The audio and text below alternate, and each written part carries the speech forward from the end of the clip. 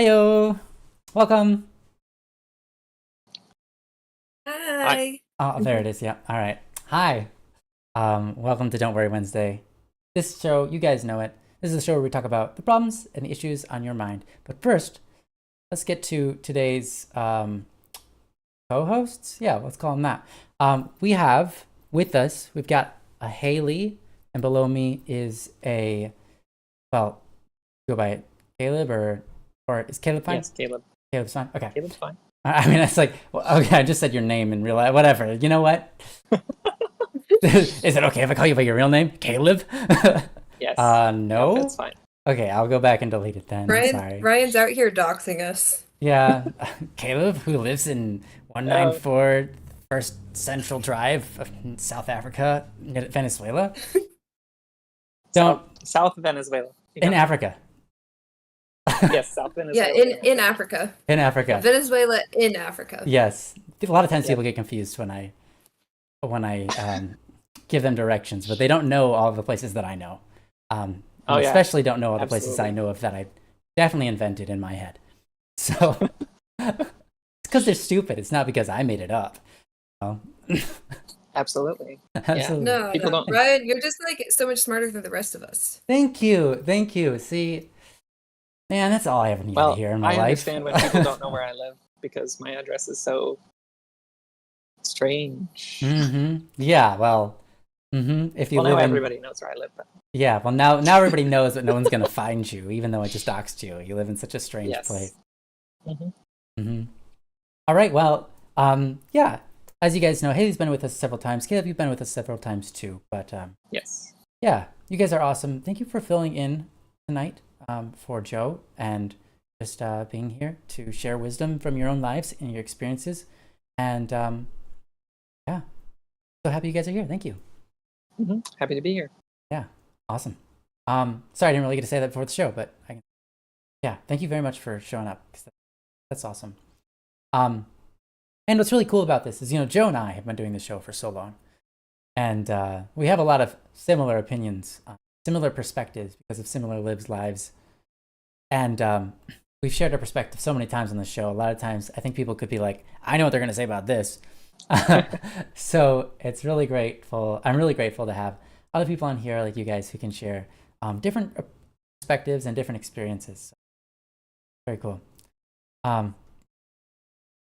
With that said, yeah, welcome to Don't Worry Wednesday. How are you guys doing today? Either of you. And you guys in chat.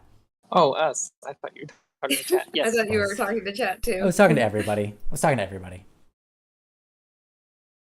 I'm doing really well. How are you doing, Ryan? Awesome. Caleb? Awesome is always awesome. Awesome is always I awesome. am really excited. I'm taking a trip to see my girlfriend in Europe in just a few days. I think she's watching right now. Yeah, I'm excited for you. I'm really excited. I am. I think it's so cool. I'm so excited for you. Yeah, having taken a similar journey myself, and now it's so cool. It's so cool. Yep. A lot to be excited about, like a lot to look forward to, and I hope it all goes best way possible. Whatever that is. Yep, God's will be done. That's right. That's the way you got to do it. So, yeah, welcome to Don't Worry Wednesday. Once again, I see you guys in chat. You guys are doing true. You guys are also doing a strange address means harder identity. That's not... I asked how you were doing, not stuff about like things I talked about years ago. I guess I should read the most recent chat if I want to know what you guys are. Okay, I'm awesome. Just got cheeseburger. Zay Clan Media. Heck yeah, Zay. That's the way to do it. I love a good burger.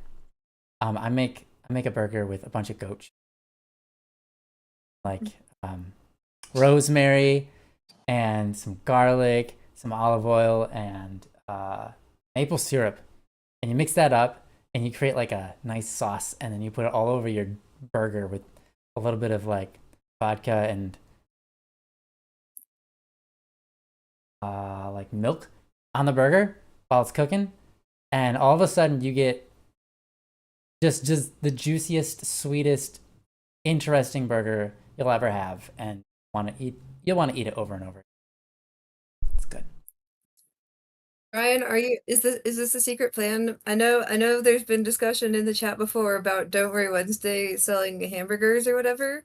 No, Like, that's Zclan Media wanting to like sell hamburgers. no, That's why but he's like, wasn't promoting it there right like now.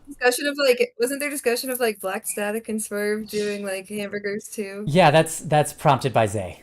He wants us to sell Yeah, his yeah. hamburgers. Yeah. What That's what I is well thought. I was like, known is this the burger is you that would Don't sell? Worry Wednesday. What is well known is that Don't Worry Wednesday often turns into Ryan's cooking tips. Does it? I hope so.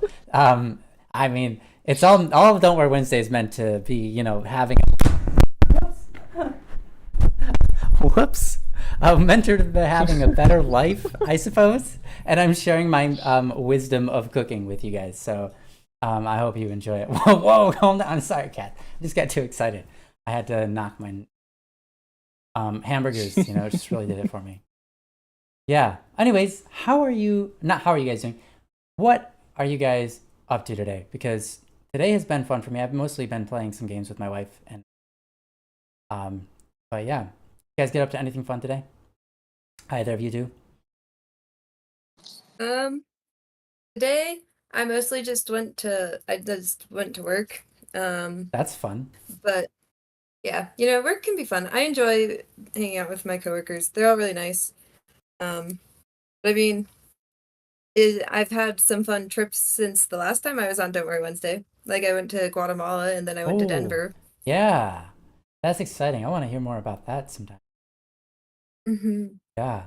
Yeah, I was wondering because you had mentioned it briefly about the Denver trip, and I was like, oh yeah, how did that go? But I didn't have a whole lot of time before the show started. Trying to get all things prepared real quick. But yeah, that's exciting. I do want to know how that went. And yeah, Katz, congratulations on your new iPad. I hope it serves you well and doesn't betray you.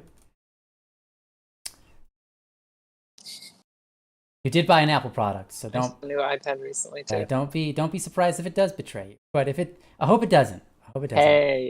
Hey.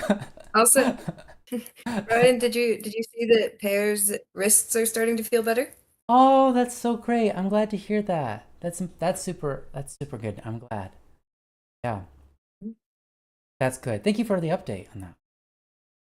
Did you get up to anything fun, Caleb, today? Yeah, I did a little bit of work in the morning, and I don't have any more work until I leave. So it's nice to have time off. I played a little bit of a game, a new game that I've been playing with a friend. Got me into it, but good stuff. I got all my bags packed already, so I don't feel I'm not feeling that last minute rush. But, I don't. Okay, I always pack my bags last minute, and I don't feel the last minute rush. Oh, yeah. I also always pack last minute. Yeah, I'm blessed in that I don't have those experiences, but yeah, my wife does, so she always has to pack everything beforehand as well, and she wishes she wouldn't. She said because then she sits there and thinks too much about it and spends too much time going, oh, do I want this one or do I want that one? Do I want this one or do I want that one? And like the whole day is just like, which of these two objects do I want to put in my bag? Whereas me, I'm just like, oh, that. All right, we're good. We got everything. We got clothes. All right, we're good. Let's go. Yeah. It's pretty simple. But yeah, I respect that. I think if you're the kind of person that gets things done ahead of time, generally. So yeah, well, so I'm gonna go ahead and run down the list of the normal list of Welcome to Don't Worry Wednesdays. But this show is about helping you guys out, however you you know, whatever you're going through in life. We've all been through different things, and so it's nice to kind of come together as a group of people, both you in the chat and us here, to offer up our experiences and our advice and perspectives on things. A lot of times you guys know what to do in order to solve your problems, but taking in a little encouragement can go a long way sometimes, as well as sometimes you just having a new perspective allows you to navigate the problem, even though you might know how to navigate it. New perspective can change the way you want to navigate a little bit just to improve the outcome one way or another. But life is hard. Life has tons of problems and issues that we get to experience. And to be able to navigate those, whether it's just to make them a little bit easier on us or to pull the most out of them. Maybe it doesn't get any easier, but we can at least utilize them to become stronger individuals or improve in the virtues that we know we need help in.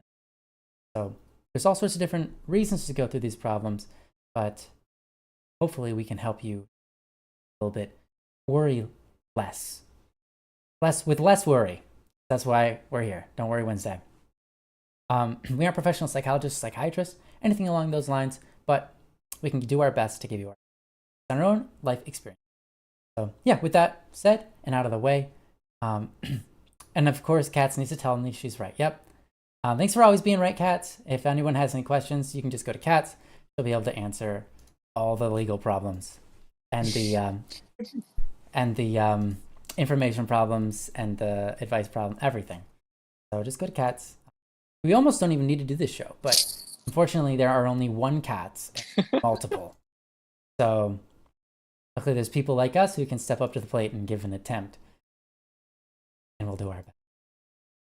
As we discovered earlier before the show, you have Haley with us, who claims she's not perfect, but I for one, certainly believe she's not any less than perfect. So we can fall back on her when we need.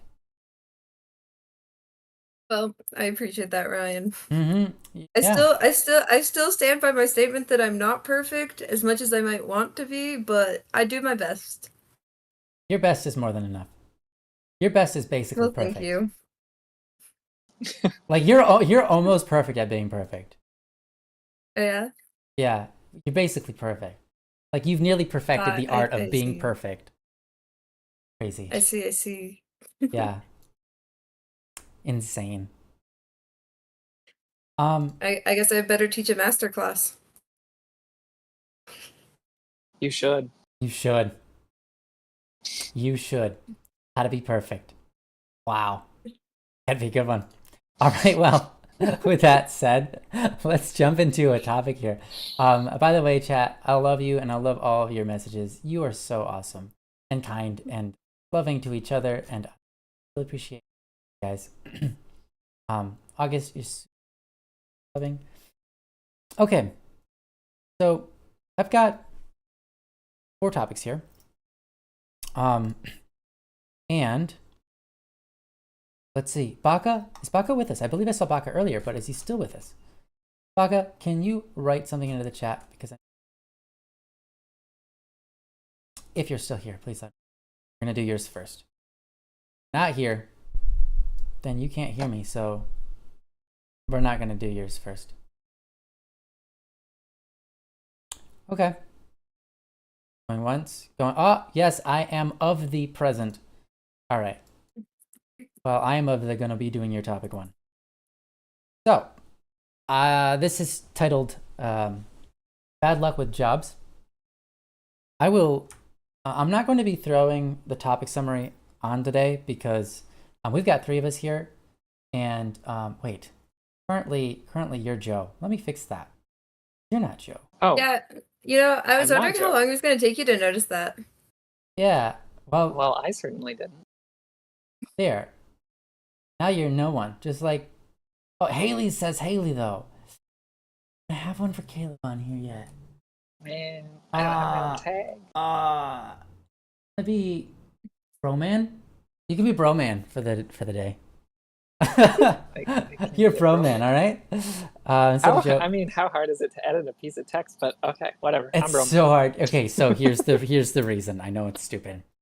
The text is a very specific font. And it's a very specific set of, how do you say that? Coloration variables that were in a art program, and OBS doesn't have that font or settings. So got it. Yeah, I mean, we could put yours on there. So there. these are images? Yeah, they're images. They're not actually pieces of text. Okay, so you could put yours on there, but yours would very much stand out like totally different font. and maybe that's better than nothing, but I I think broman is a. I mean, otherwise you could you could be a princess, but I don't think you want to be a princess. I think you probably. Yeah, I didn't think so. So you're the bro. All right. But yeah, I can't throw up topics. I can't put the topics on the screen for you guys today because we had 3 people and I didn't have enough time to set up, and I want to go live for you guys. So we're not going to do that part. Anyways, Baga, onto your topic. This is titled Bad Luck with Jobs. And I'm going to go ahead and put this topic on screen for you guys. You can feel free to read along. I'm going to quickly copy this text and give it to co-hosts so they can read. Did I give that to you guys? Nope, I just put it in the wrong place. Hold on. Yep. All right, here it is. Boop. There you guys go. All right, now everybody can read along. Everybody can enjoy this beautiful piece of text that Baca has given us. Once again, this is titled Bad Luck with Jobs, and it reads as follows. My luck with getting a better job is awful. The last job I applied to required a test through the Department of Agriculture. Called them to set up a test and got ghosted days before I was supposed to start. Tried getting back to my old job, but my position already got replaced. Just my luck. Two jobs interviewed, wow, with expectations of starting, then just get ghosted. 2 more, just never heard back from. Applied to another job, got an interview the next week. I'm hoping to get a call back. I'm stressed over not having a job. Now, with my sister getting married, I have to find my own place. Without a job is nearly impossible. And that's from Baca. Yeah, obviously that's a rough position. That is a very stressful position to be in because you're like, I'm on a time limit. I gotta have a job. And that's not up to me. And that job has to make enough money for me to have. Because, yeah, you can't expect your sister to, I don't know, hosting you? Living under her. Yeah. Especially after she gets married, you know. She might allow it, but I'm sure under bad circumstances she would, rather than just kick you out in the street, live in a box. But still, I imagine you want to figure out this as fast as possible. So and my thoughts and prayers are with you for finding a job. I hope they call you back and you get it. This was posted 2 weeks ago now. So by this point, Baca, have they called you back? If not, then I'm sorry. You know, I had a similar thing happen to me, but it wasn't that bad. So I can't relate as much. But I definitely got in a position with several interviews where they promised me a job. I went to the interview. They said, yep, you got it. We're going to call you within a week and get you into your position. And then 3 weeks went by. And I had called several times, and then I got someone and they were like, oh, you know what might have happened? The person that interviewed you and gave you your job, yeah, he got fired like 2 weeks ago. And I was like, oh, wow, okay. Are you guys looking for? And they're like, nope, we're all booked up. I'm like, great. Okay, well, see you later then, I guess. Wow. So then I didn't get that job, right? And yeah, you said they haven't, but you've interviewed. Oh, but you've been interviewed. Wow, at 2 more jobs. Okay, cool. Well, that's hopeful, and yeah, prayers are with you. I am going to give it over to. Do either of you want to pick this up first? Cool. I'm gonna give it over to Caleb first, and yeah, Caleb, if you will, take it away. You have job experience, and you've recently been in the position. I have freelance experience. Yeah. So it's not really the same. I've never had this kind of stress, you know, trying to find jobs or anything. I mean,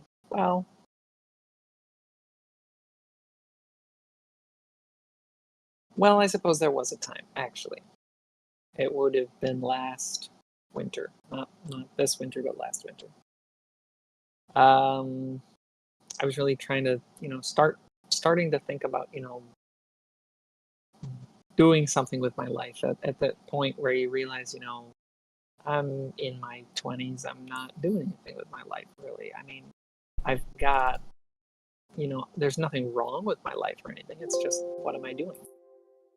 And so I started thinking about all the work that would have to go into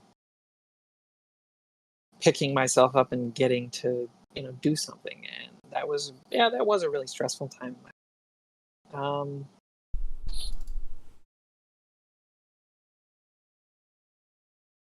I made probably 50 phone calls.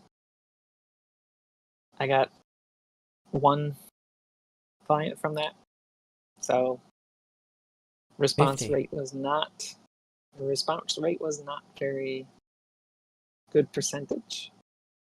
After that, I got pretty disheartened because, if it's going to take that much work, that much effort to go out and I get a 2% response rate, that's not something that's sustainable over long term. That's, and so I started thinking, questioning whether I really wanted to do freelance work, if I wanted to go into a different line of work. But I have not been to college, so I don't have, a degree or anything. So I wouldn't be able to get what people would qualify a good job. But so yeah, that was kind of a stressful time. I looked into teaching English because I'm really good with languages. Looked into teaching English online. That's always an option. That didn't end up going anywhere. So really, for me, being religious, there was a lot of praying involved. A lot of, God, what am I doing? Or what do you want me to do?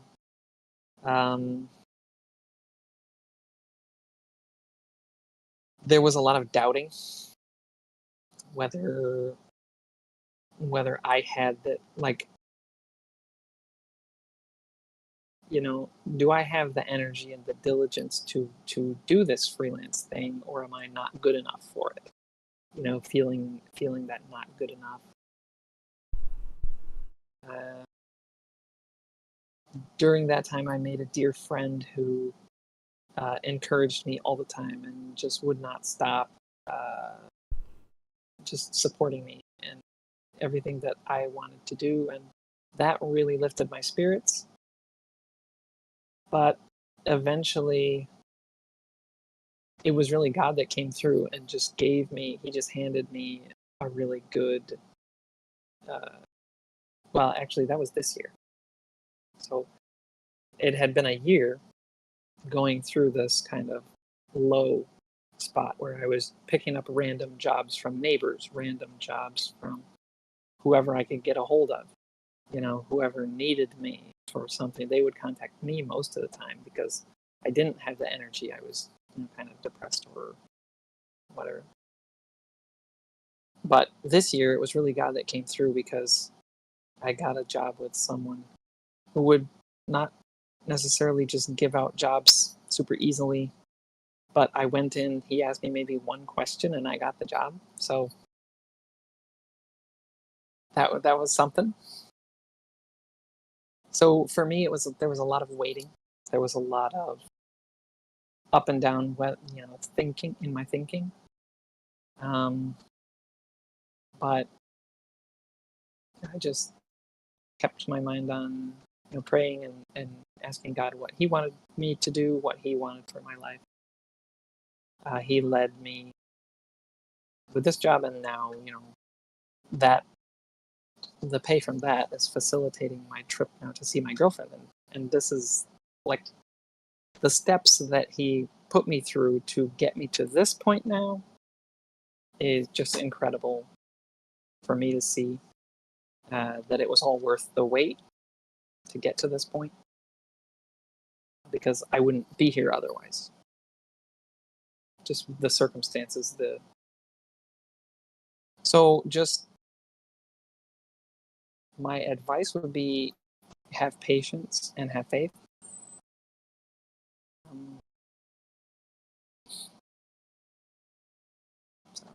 Yeah, fair enough. Yep. Yeah, I mean, I can second that. Got some. Also, keep at it, but not to the extent where you're burning yourself out, because in my questioning, am I good enough for this? And then my friend encouraging me, you have the ability to do what you want to do. You don't need to take, you don't need to spend extra energy, you don't need to spend more energy than you have. You need to find something that you want to do, that you want to spend your level of energy on, and do that. So keep at it, but within the limits of your own abilities. Don't burn yourself out.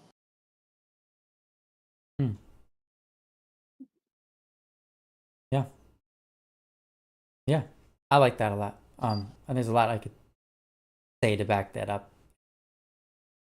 Yeah, I'm looking forward to see what Haley's got to say. Yeah. Yeah, I do agree with what you said, Caleb. Sometimes job hunting really is just kind of like a waiting game with hoping and praying. One question I wanted to ask Baka was, do you, like, obviously, again, as Ryan said, I'm sure your sister would let you stay with her if you can't find any alternatives, but I was going to ask if you have any other relatives in the area that you might be able to stay with, at least temporarily. I just ask because, like, for me, at least, I'm, like, living with my aunt right now, and I have lots of other aunts in the area, and a lot of times relatives are pretty happy to, like, fit you in if they can. So if you have other relatives in the area, you could always look into that as you're searching for a job. Or even in a different area, if you didn't find a job here, if you needed to go to a relative in a different area, stay there, search for jobs there. You might find one and then find a new place to live, but who knows? Mm-hmm. But I understand how frustrating it can be. Two of my cousins have been trying hard to get jobs, and they've been having a hard time finding jobs as well. One of them, he's not very good at interviewing, is what my aunt says, which might be part of his downfall. But he also has only been like looking for IT jobs because that's what his degree is in, which can be kind of like a difficult area. My other cousin, she originally was looking for jobs as a phlebotomist because she recently got her phlebotomy certifications, but she's been having a hard time finding a job in that area. So she's like expanded her search to look for jobs elsewhere, like even just like doing fast food or frozen yogurt or things like that. And so I'm like, I don't know what specifically you're looking for as a job. Like I don't know if you have a specific area you've been applying to, but it's possible that if you've been like only looking for jobs in a specific area, at least temporarily you could expand your job search and like you could get a job somewhere else that maybe isn't your like ideal job but is somewhere you can at least work for the time being until you can find more of your ideal job. That's something that I might recommend doing if you're having a really hard time finding a job. Sometimes that's just what we have to do. Obviously, it's best if we can just find the job we want from the beginning, but since that doesn't always happen in life, sometimes we just have to do what we can to get by. But yeah, so I think expanding the area you're looking in might help a lot. Let's see. You said that your living situation isn't the greatest. You have family and you can move back in with your mother if needed. Okay, so it's good to know that you at least have greatest issue. He fixed living situation isn't the greatest. It's not the greatest issue. Yeah. Okay. So I'm guessing the greatest issue is that you're just like struggling to find a job. But yeah. So are you looking for a job in like a specific area like, are you looking for like a specific kind of job, Baka? Seems to me they've applied to a lot of different types, but I actually don't know. Good question. Mm-hmm. Oh, you said you drove an hour and 10 minutes one way for an interview at 5 in the morning? That's not very Dude, fun. going hardcore. Way to go. Proud of you for that one. That's dedication right there. Yeah. Yeah. Good ass interview. Mm. Mm.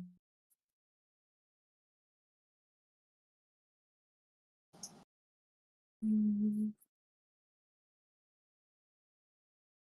But um but yeah. I get how stressful it can be not being able to find a job. Obviously finances can be stressful, and I also know like sometimes it's easy to feel like we're failures if we're not doing what we feel like we should be Yeah. doing. Um That's a whole like stressful thing. it's really easy to tell yourself, why can't I find a job? Like, what's wrong with me? Or like tell yourself like I should have a job. I'm like just wasting my life away if I don't have a job. But I do want you to know that like just because you're having a hard time finding a job doesn't mean you're worth any less, and that's not necessarily even a you issue. It's not that like you're not as good as the other applicants. There's just a lot of factors that go into it. So I hope you can at least be kind to yourself as you're searching for a job. Um, I think it's important to like try to stay positive and be kind to ourselves, because if we start getting depressed and like feeling like we're never going to find a job, it can negatively impact our job search. So you're looking for construction and landscaping jobs, but 95% require a CDL. Okay. And the way you say that, I'm guessing you don't have a CDL? Probably not. Yeah. I was like, if I had to guess, you know. Okay. Um, yeah. So you can, yeah. I mean, you can always work towards getting a CDL. That would probably help your like quest, but otherwise it might help to open your job search to a broader area, just at least temporarily, because Mm-hmm. it can be really hard to find jobs in specific areas, especially when most of the jobs in that area require special licensing or certifications. It can make it really hard. And a lot of times, the ones that don't require that are going to have a much more competitive application base, because people without that are going to want to jump at those jobs. Um, so I think Yeah. it would probably help you to be willing to apply to jobs in more areas than just construction and landscaping. Um, and if you have your heart set on those, then you can like work on doing things that would help you be a more competitive applicant. Um, I'm trying to think through some thoughts. Do you want to take over, Ryan? Sure. Yeah, I've got a lot to say. I mean, Baka, first of all, you're awesome, and anyone who hires you is going to be blessed. Here's what my thought is. You know, right along the lines of some things Haley was just saying, and some things Caleb was saying about going through this experience and being open to whatever comes. And here's what I have to say about that. You know, in your life, you're not gonna be able to. Well, okay, I'll say it like this. I personally took up a job at a grocery store, okay? Because I needed the money, and my thought was, look, it doesn't matter what job I have. I just want it to be part-time job, enough to get by. That's all I care about, is enough to get by. I don't want any more. Because the rest of my time is going to be spent improving myself in the areas I want to improve on. That will eventually lead to my finances. For your situation, let's say you want to do landscaping, want to do stuff like that, you can spend your extra days that you have off working towards that goal, right? But have a different job in the meantime. Mine, I took up a couple of jobs. For a time I was working at Taco Bell, and I did some inspections. I did different jobs, right? I built cabinets for a while, but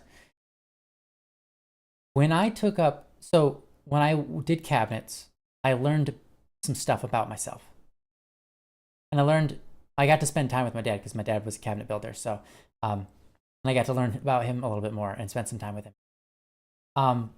When I worked at Taco Bell, I got to learn a lot about myself and what I like and what I don't like about job. And that's useful. That's still important information, even in what I do now. And I also got to experience the art of dealing with people who just kind of come in for a taco, and they come with all different sorts of personalities and different temperaments and different attitudes. And learning how to navigate all of that was super crucial to becoming better at dealing with people. So I got to take that along with me. But one of the things I didn't expect was I ended up working at a bakery. I applied at a grocery store, and then they were like, hey, we've got a job that requires you to drive 45 minutes out up the mountains through this beautiful canyon, and it's a place called Red Feather Lakes in Colorado.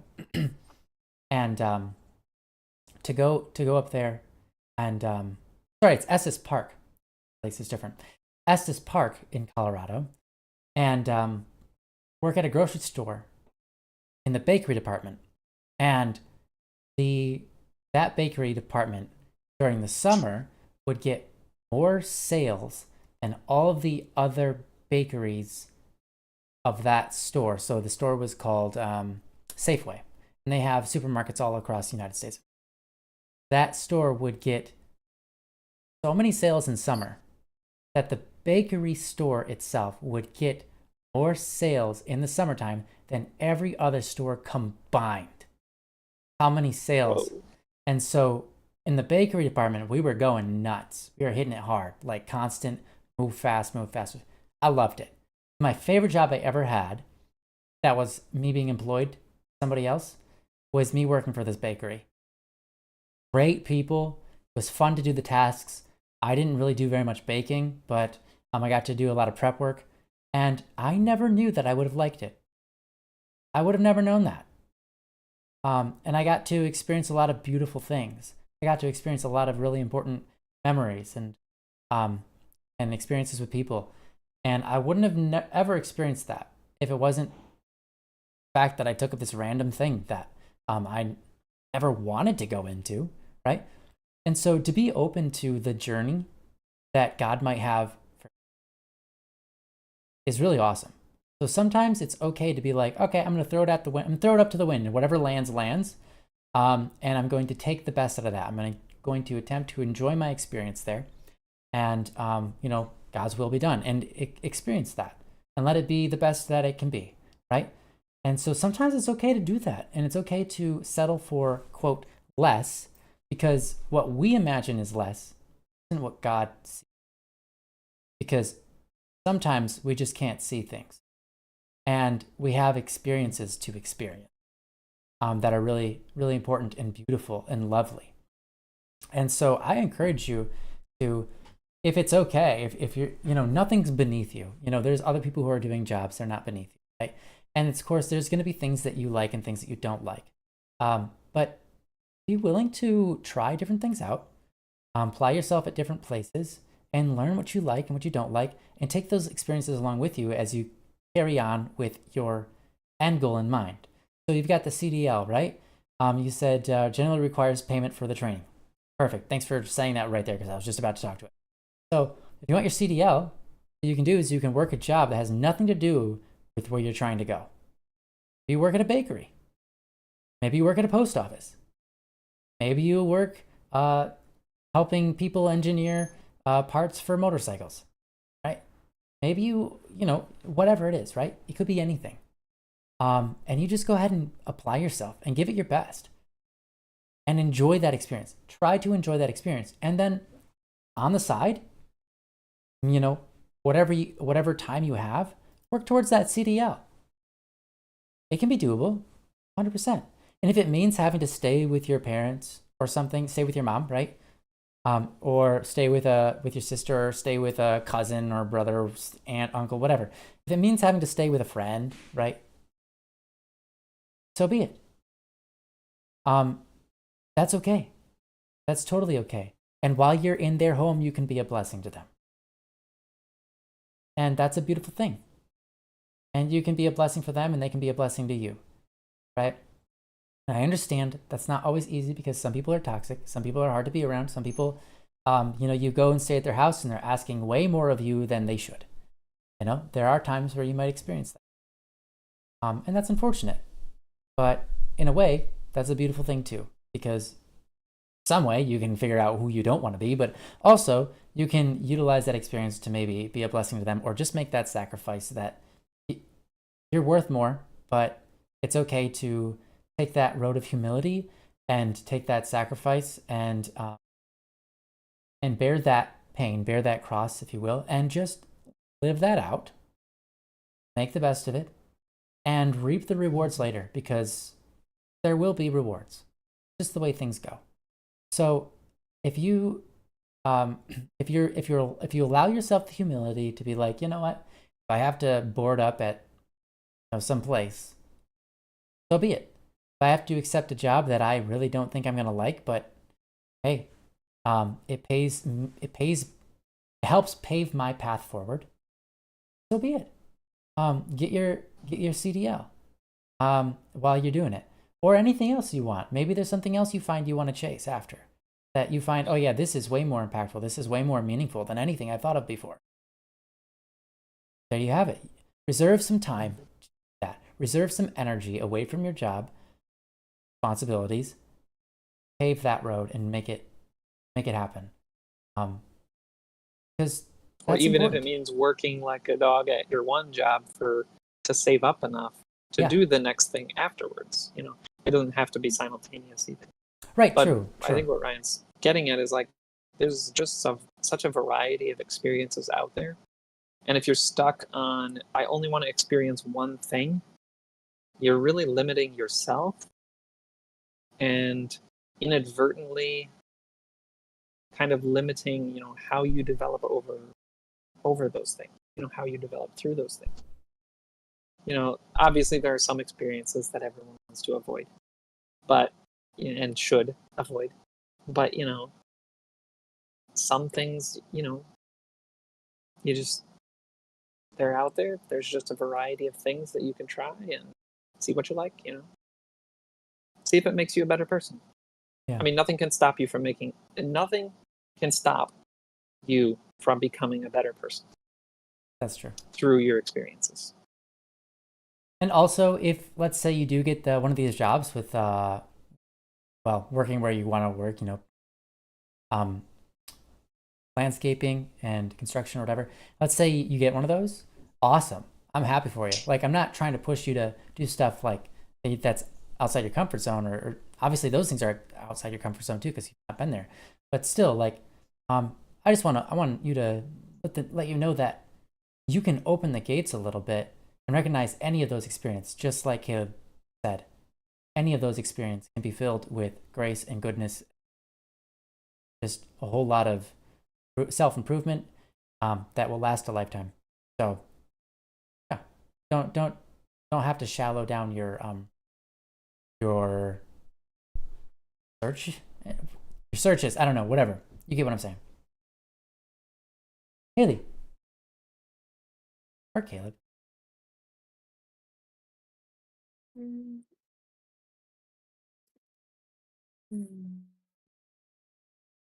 Yeah, I think, I really liked what you said about how sometimes you just have to work to get where you want to be, but sometimes you'll find that you actually really enjoy stuff. I mean, I feel like even hobbies are like that. Sometimes, we'll pick up random hobbies, whether that's for ourselves, or sometimes we have a friend or a family member who really enjoys something and they just really want someone to do it with them, and so we do it for them. And sometimes you'll find you really like it. Not always. Sometimes you'll hate it. Sometimes you just put up with it because that's what you do. But sometimes you like it. And I think that there's value in the experiences that we have, regardless of if they're enjoyable or not. There's always going to be value to those experiences. And so I think as you, if you're willing to expand your um, horizons and like look into other types of jobs, um, maybe you'll find a job and maybe you'll love it and you'll be surprised and you'll be like, I actually don't mind this job. This isn't a bad job. Maybe you'll hate it. You'll be like, this is not what I want to do for the rest of my life. But good news is, you don't have to do it for the rest of your life, you know? There's more options out there. Sometimes it can just be a stepping stone, but there's still value to doing those things. And you know what? At the very least, you've now learned one thing you definitely don't like and don't want to do for the rest of your life. So, you know, it's like And knowing it's is like half the how battle. in That's right. yeah, I mean, in research, there's often lots of failures as we look into things. We'll like have an idea. We'll be like, this is a great idea. And then you do the experiment and then it fails. And you're like, oh, that's not what I was expecting to see. And then, you know, sometimes you repeat it. Sometimes the failure was a fluke. Other times you just keep failing and you're like, okay, clearly what we thought was wrong. But, you know, at the very least, you now know what's not correct. And so there's value to those experiences as well. Um, so I think that it'll be good no matter what happens with your job search. If you end up having to get a job that you weren't necessarily wanting and don't necessarily love, there'll still be value to that. If you're able to just find the construction and landscaping job that you want, that's great too, you know? Then congratulations for that. But either way, I think it's just important to keep an open mind, and to have patience and to try to approach things with a positive mindset and to instead of just feeling discouraged and being like I couldn't get the job I wanted, I just have to settle for this lesser job, you can instead look at it as like a way to get to where you want to be in the future. It's not settling for a lesser job, it's just doing what you need to in order to get to where you want to be. Yeah, absolutely. Yeah. One final recommendation, Baka, and this is going to be an interesting one, one worthwhile doing. If someone just knocked on my door, you can come in. So I'm not sure. I heard knocks, but they probably my brother's probably just working on something.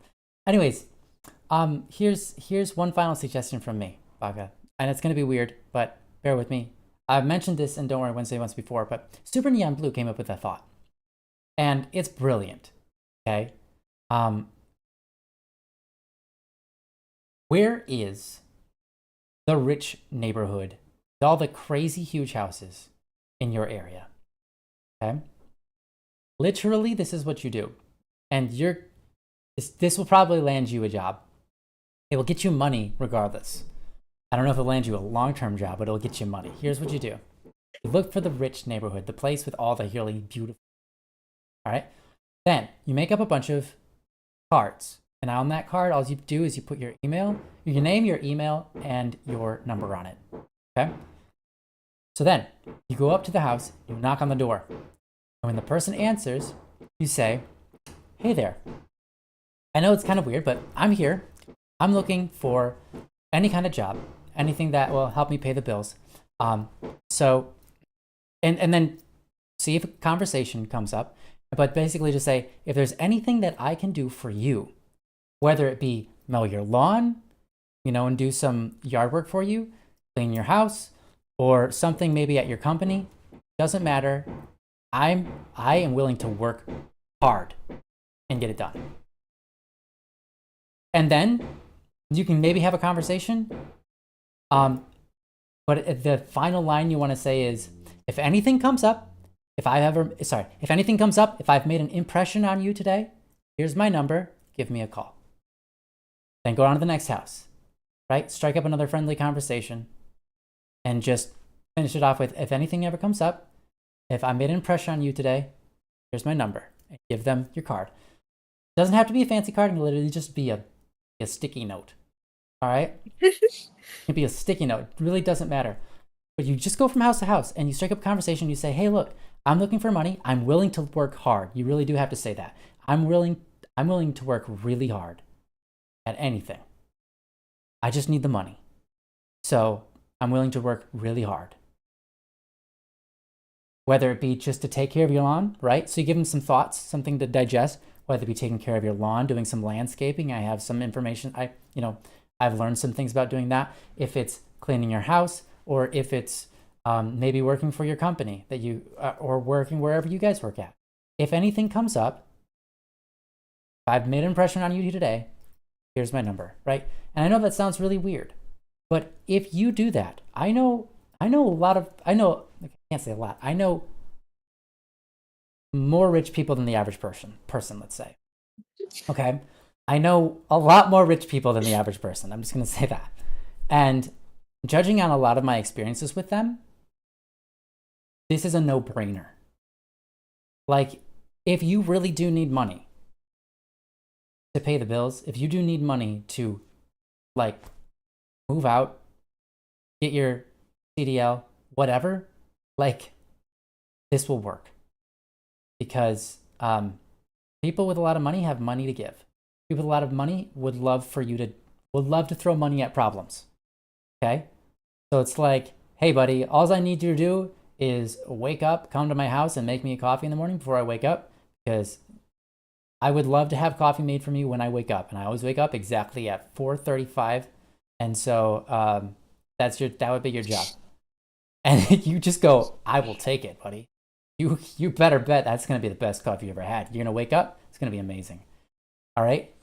You sell yourself, right? You sell yourself as a hard worker. You give them ideas. Like, you could be like, I am willing to wake up at the butt crack of dawn for you to get stuff done. And I'll tell you what, people who have money are going to look at you and be like, this guy, he's worth putting money into, because he's out here working in ways, that, like, he's putting himself right on the line. He's introducing me to himself. He's got charisma. He's got character. He's got a go-get-it attitude. And people who have money want to see people who have go-getter attitudes, right? If you're actually out there trying to make the money, they're like, man, this guy's an entrepreneur. He's one of us, and they'll be more likely to give you a job than almost any employer. It might not be a long-term job, but it will be something. Even if it's just cut the lawn every other week, that's something. And I'll tell you what, a lot of times, go knock on my door. I don't live in a rich person neighborhood, okay? Go find a rich person's neighborhood, all right? I don't live in the slums either, but I don't live in a rich person's neighborhood. So, a few streets down, she's right. She knows. Just go that way a couple of blocks, you'll find it. Amazing, beautiful. So go find the beautiful houses in your area. Go knock on their door. Okay? Like, not even joking. Go find the times, like, when are they going to be home? I don't know. Try a couple different times at different days. Mark down the houses you've been to. Mark to the houses you haven't talked to anybody. It's okay to go to a house twice. Why? I'm not joking. It'll work. I can't guarantee it because I don't know the future, but again, I believe that's a higher percentage chance of you getting a job than going to now hiring places. Like, going door to door at a rich neighborhood. It's a really good idea. So that's my last piece of advice, and I hope you do it sincerely. If you don't get the job you're looking for, if they don't call you back tomorrow, I want to see you out on those streets. You don't have to do it, but yeah. When you said that it could, so you could just stick it out. Oh, yeah. Sorry, you can go ahead. No, you go ahead first. I was just gonna say, when you said he could use a sticky note, I was gonna say I'm partial to paper towels because in my lab a lot of times we can't find sticky notes, so we just grab a paper towel and write on the paper towel. Yeah. But then also I was thinking, you know what? I bet if you handed them a paper towel with your information, they'd probably be like, man, this dude must really need the money. Yeah, that's true. That's actually true. Oh, that's good. Yeah. And yeah, Symphony on Blue, rich people got so much money, they'd be spending it on things they really don't need just to support others. That's true.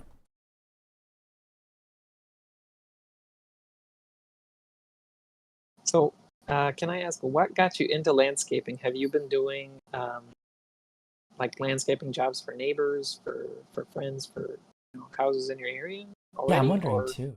Maybe construction. Does your family work construction or something like that? Because I'm just wondering what got you into it. And then follow up on that. You already have a resume doing that. If that's what you're interested in and that's what you have experience with, you already have kind of a resume. And even if you haven't worked officially, you have things that you can say. You can take a photo of something and say, "This is what I did." You can show it to an interviewer. That kind of thing. Another thing, some people were mentioning in the chat, there are independent lawn care companies, landscaping companies. You can apply with them because, they're all over the place, really. And for me, doing my freelance work, a lot of times in between jobs, doing graphic arts and music and stuff, in between those jobs, I actually do take up landscaping for the neighbors and for people from church. So I actually have quite a bit of experience, and sometimes I have too many people asking me to do their yard work, and I don't have enough time to do it or enough energy to do it because I don't have all of that physical energy. But but just this year, I've been, there was a week I worked 60 hours just doing random people's yards and stuff because I didn't have another job at the time. It was like, but hey, it paid pretty good, but that's also something that I could put on my resume. And people have been suggesting, well, you should start up your own independent lawn company. I'm like, I've certainly got enough clients to keep me busy, during spring and fall. In between other things. So if I did make it official and do all the advertising and stuff like that, I could probably get more and be able to do that. But that's not something that I feel physically capable of doing like full time. So that's something that I'm very happy to have as a part-time thing. But again, it's something that if I ever did want to do that full time, I have a big resume. I can take photos when I do big things. Like I just did a whole garden area. Like it's a huge yard, and the garden is all around the entire perimeter. Moving plants around, spreading bark. There was some hoses laid down, so I covered those up with the bark. And I just made everything look really nice. Cut away the sod between the fences to make it easy for the riding lawnmower to just come in at the right angle and just get all the grass. And so there was no extra grass in the corners and stuff. So all that kind of stuff. That's great. Did you bear any fish heads? No fish heads. Apparently that's the ticket. Plants like them. They eat them up. I'm not making that up. That's what I learned online. Sounds ridiculous. Oh.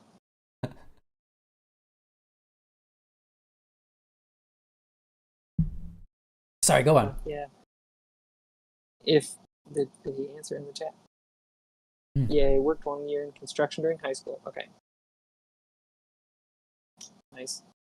So yeah, if that's what you're interested in, if that's what you have on your resume, certainly that's what you should be presenting. And then again, the smaller companies, they would be happy to have an extra hand, I'm sure.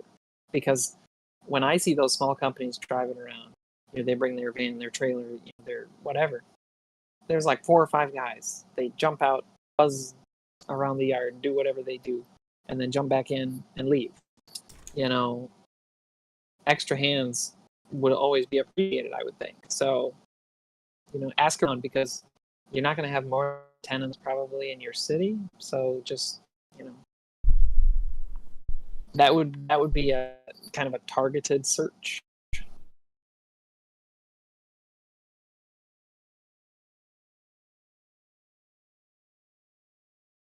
Yeah. Well, Haley, do you have anything else you want to say? No, I'm not sure that I have any other thoughts. All right, that's great. Baka, thank you so much for this topic. I know this is a wild ride, and there's not much we can do to ease the pain of it, you know? I understand it's a hard place to be in with all that stress, but I'm glad to know that you have family you can rely and fall back on. I want to encourage you that it's okay if you have to. Don't let your ego take a hit. Just recognize, hey, I mean, geez, I've done that. Joe's done that. I think we've all lived with our families. Pretty much. Well, all of us live with our families. So, yeah, I mean, we've all had to do that, and there's no shame in that. And, you know, if you can't find a job, it's not your fault. I understand the whole CDL thing, and there's all sorts of other issues that, you know, it's not up to you. It's up to the employers. And so, yeah, don't be afraid to put yourself out there. Don't be afraid to try things you've never tried. Don't be afraid to try things that are beneath you. Because, I mean, there's going to be a lot of things that are, quote, beneath you, but that doesn't mean they're not worth trying, worth doing, or learning from. So I hope that one of these things has helped relax you. And I really like what Caleb started out with. You know, don't stress over it. A lot of these things are just in God's time. And, you know, it can be scary to just let go of it and say, well, I prayed my prayer and I did my things. And so, I mean, whatever happens, happens. But in life, that's all you really can do sometimes. And so there's no sense in worrying over it endlessly when there's nothing you're doing at the moment to change anything other than hurt yourself. So, like, don't hurt yourself. Just let it be. And, you know, you did your hard work. You've clearly been trying hard, and that's awesome. And I commend you on that. I think that's awesome. So I know how hard it is, and I want to say I'm proud of you, and keep at it. And eventually you'll land something, even if it's nothing like what you were expecting. It can be still something that's worth. So yeah, thank you, Baka. We love you, and again, we hope that's helpful. Even if all of this is stuff you pretty much already knew, perchance, we still hope it's helpful. And yeah, it's all right. I think it should work out. It'll work out for you. You're smart, and and you know how to work. So it's not your fault if people aren't hiring, but you'll get hired, I'm sure. But yeah, that's what we got for you, Baka. Sorry it can't be more. Sorry we can't offer you a job ourselves. But I hope you do find something that you find it enjoyable. I guess anything can be enjoyable if you decide yourself, like, you walk in with that attitude, like, I'm gonna have a good time. Because that is oftentimes the case. Your attitude sets how you enjoy things, not the other way around. So, yeah. All right. Well, thank you, Baka. We love you, and hope that was helpful. Wish I could do more. Next thing, we got one from. Yeah, you'll get a job at some point. Yeah, you will, Baka. I'm sure you will. Next one is from an anonymous. Baka. Yeah, I love you, Baka. I'm gonna go ahead and put this into your guys' chat first. Then, if everyone's ready for this next topic, let's go ahead and do it. Is that all right? Able to move on? Yeah, I'll read this one. I'll read this one. All right, go for it. Topics on screen for you. From Anonymous. I worry I come off as distant when I have nothing to say. This is most of the time. What can I do to seem warm and welcoming when I have nothing to say? And this one's kind of a personal one for me, because I'm a quiet person.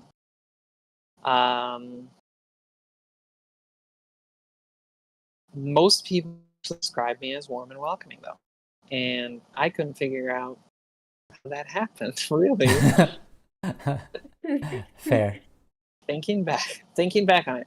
So I was really, as a teenager, I guess, I was really kind of, I wouldn't call it edgy, really. Maybe.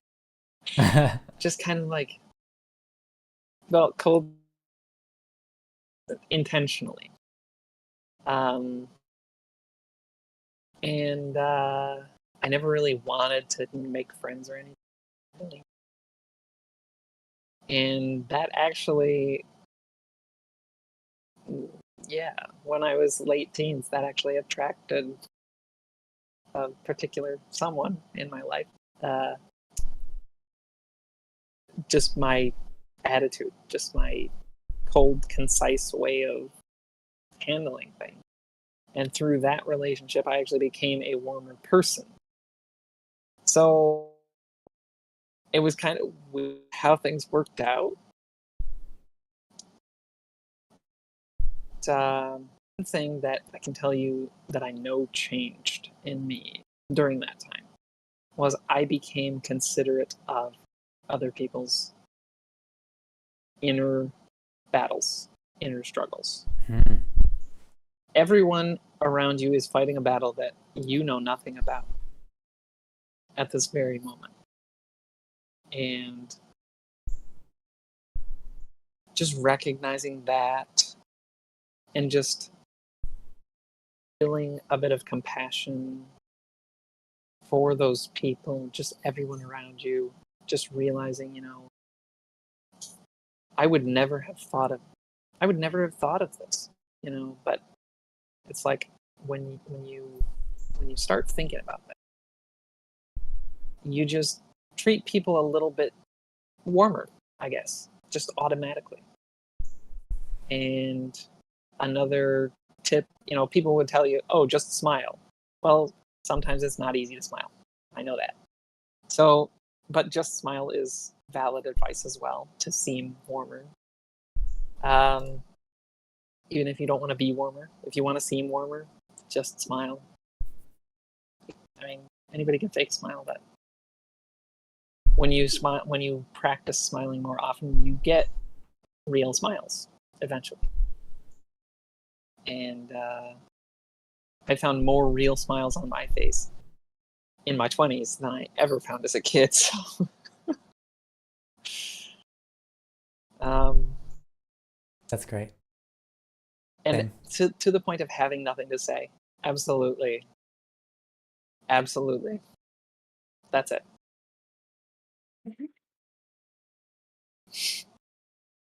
Yeah. You don't have to have something to say. Really. You don't. It's true. It can be okay to not have anything to say sometimes. But yeah. I personally like smiling, and I think it is a good way to come off as warm and welcoming. Obviously you don't have to smile, and that's probably a cliche advice, is to be like, oh, just smile. But I think, honestly, sometimes, you might not have anything to say, but you can just smile at people. And a lot of times it makes people happy when they see someone smiling at them. And like, sometimes it makes someone's day. Maybe someone's having a really bad day, and you just smile at them, and it just like makes them feel better because someone sees them and someone's appreciating them.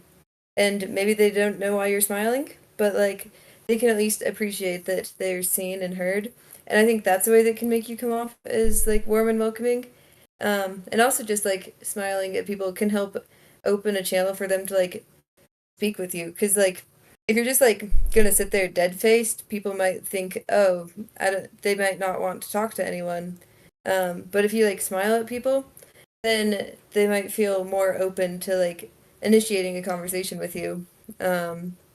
Obviously, like, I don't know if you're looking to initiate conversations, but where you say you want to seem warm and welcoming, I feel like the welcoming part makes it seem like you're at least open to like other people initiating stuff. At least that's how I read it in my mind.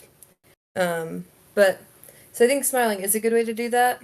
Also, just like I think general attitude of like how you behave day to day, and like body language and stuff like that can make a difference. Um, like just having a more open body language can help people seem more welcoming. And then like the way you do interact with people when you do have things to say can also make a difference. And then as people get to know you, then a lot of times they can start to get over some of the like initial judgments they might make, and then rather than thinking, oh, this person is just like cold and distant, they'll know you, and so they'll know even if you don't necessarily have anything to say that it's not because you're cold and distant. So I do think just like letting people come to know you can help a lot as well. But yeah, I really think like your facial expressions and body language can communicate a lot non-verbally. Then you don't even have to say anything. You can send messages to people just through how you're living. Then you don't have to find words to say, you know? Maybe you don't have anything to say because you're not sure what to say. Non-verbal communication, that makes up for it, you know? So I think just doing that, or, you know, you could wave at people, you know? Just makes someone feel nice. It's always exciting when someone waves at you. Even if you don't know who they are, you're like, hey, look, someone's waving at me. That's nice. Unless they're not waving at you. You know, it's always fun when you like turn around and it's like, ah, they're waving to that other person. That makes more sense. Yeah. But and then like, you feel like an idiot. Yeah, yeah. yeah, but you know, that. you could just like actually be waving to those people, and then they'll like turn around and realize you're waving to them, and then they're like, I'm not an idiot. This person, like, they see me. And so, you know, that can be fun. Um, it could be a good way to help you seem more warm and welcoming, because they'll be like, oh, this person's friendly. And so I think there's ways you can like not have much to say while removing the cold, like a cold and distant aura from yourself. Because I mean, if you act distant, then people will see you as distant because you're acting distant. But you don't have to say stuff to avoid acting distant. You can still be like an introvert or like not have things to say without acting distant. Like, you know, you can like just like, you know, include yourself without like speaking. You know, sometimes people like to just like sit there and listen, and that doesn't mean they're cold and distant. It just means that they like to listen, and that's okay too.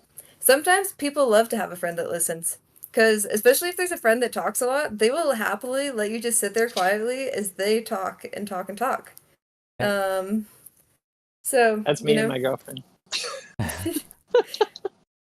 So like, you know, instead of removing yourself from places, you know, that's going to send the message that you don't want to be around if you're like removing yourself. But if you're like if you're not like making the effort to like isolate yourself, but you're like making an effort to be there and like show people that you do see them, and that they like trying to show it like that you do value them as people, then even without having to say words, I think you can still come off as like a warm and welcoming person, and people will come to know you that way.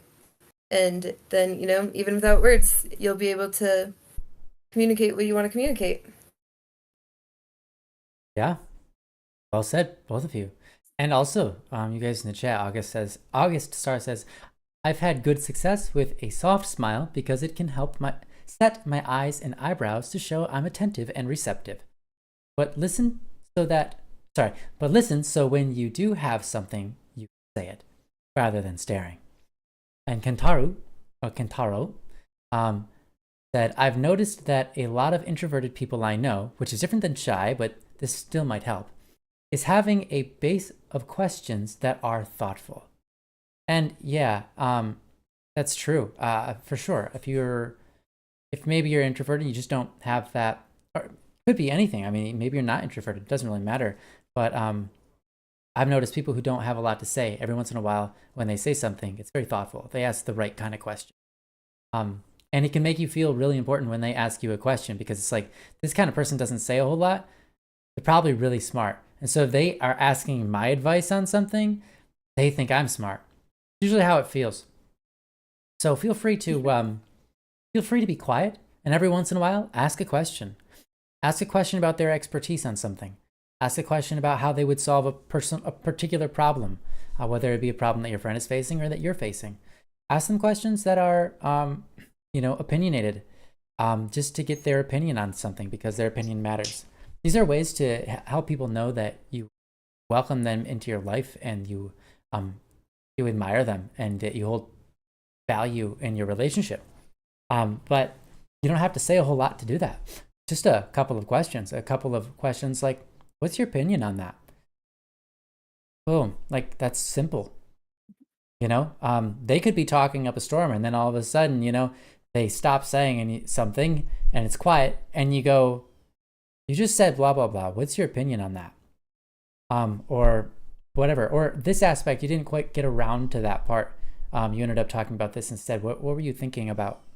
You know, just pay attention to what they have to say and ask them about the things they're saying.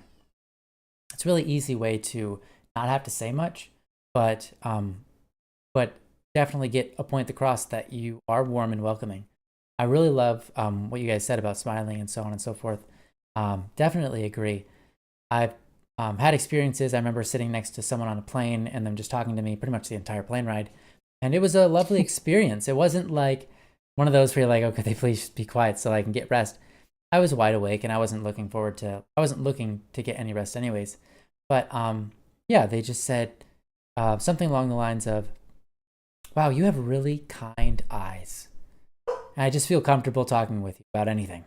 And I was like, that's lovely, you know? And that's the way it is. You know, I tend to be the kind of person that opens people up into deeper conversations that they don't normally have with ordinary people. And I, for some reason, have acquired a skill for that over the many years I've lived. Partially because I'm interested in that. I'm interested in those deeper qualities about people, those deeper opinions, those deeper, maybe sometimes, I don't know, controversial, but most of the time just personal experiences within them, within who they are. And to be able to ask those questions or get their ideas on things or resound what they have to say. You know, sometimes people can say stuff, and you're like, I understand, like, maybe a lot of times you feel like you don't have anything to say because, like, my brother was this way for a very long period of time, and he might still be this way today. He doesn't feel like he has anything to add to the conversation. Everything that needed to be said was said, and there's no reason to add his own input, or his own opinion, right? Because that doesn't add anything to the conversation or anything. There's nothing gained from anybody there. So why add anything at all? But there's so much to be gained. You know, and he discovered this over time. When someone says something, you can resound, you can be a mirror back to them and be like, oh my gosh, I had the same experience, you know, and you can share a little bit of your life with them and then see where that takes you. They might be like, oh yeah, on that note, blah, blah, blah, right? So conversations, if you're willing to listen and willing to share your own experiences from how you've experienced things in your own life that are similar to theirs, right? That's a really good way to connect with people and let them know that they're totally invited and you are approaching them with a warm love and appreciation for who they are. Because if we share shared experiences, even if they're slightly different, similarity between them makes us feel, what's the word? Like we're on the same page, like we're connected. Yeah, like we're connected. Thank you. Like we're connected. And that's a beautiful experience. Thank you, Haley. That's perfect. So I would welcome you. And I'm not trying to say, hey, the problem is you don't talk enough. There's no problem with being quiet whatsoever. I'm just giving you some thoughts and advice on if you want to be able to talk more, there's some things that you can do. And don't hold back. You know, your voice matters. Who you are matters. Just like they do too. The last little advice I'd give is when you look at people, look at them with a sincere, I don't mean to say just intrigue into who they are, though that too, with a sincere thought of this person is valuable, important, has lived a life worth sharing, and I am welcoming them with a warmness. Like I want to do that for them. So to that person, you could say in your head, like, you are welcome here. You are invited. Let's have a conversation, right? And so with that sort of thought, in your head, you're going to approach them with those kind eyes, that smile that says, hey, teach me about yourself. I'm interested, you know? And that's, a lot of times our thoughts are what shape not just our attitudes, but our outward, what do you call that? Word. Yeah, our outward appearance. Yeah, our body language. That's what I was looking for. Our outward appearance. Yes, our body language. Expression. Yeah, outward expression. Yeah, all of that. Yeah. So what you're thinking on the inside is going to basically make what the conversation is going to be like. Because if you're thinking some things like, oh, I'm worried about what they think I think about them. I'm worried that I look too stern. I'm worried that I'm too quiet. I'm worried that they won't like me. Or I'm worried that I can't show how I feel about them in the right way. All of this stuff, right? You're focusing on the negatives of yourself. And that's going to appear in how you express yourself to them, in your body language, in your nonverbal communication with them right before communication even starts, right?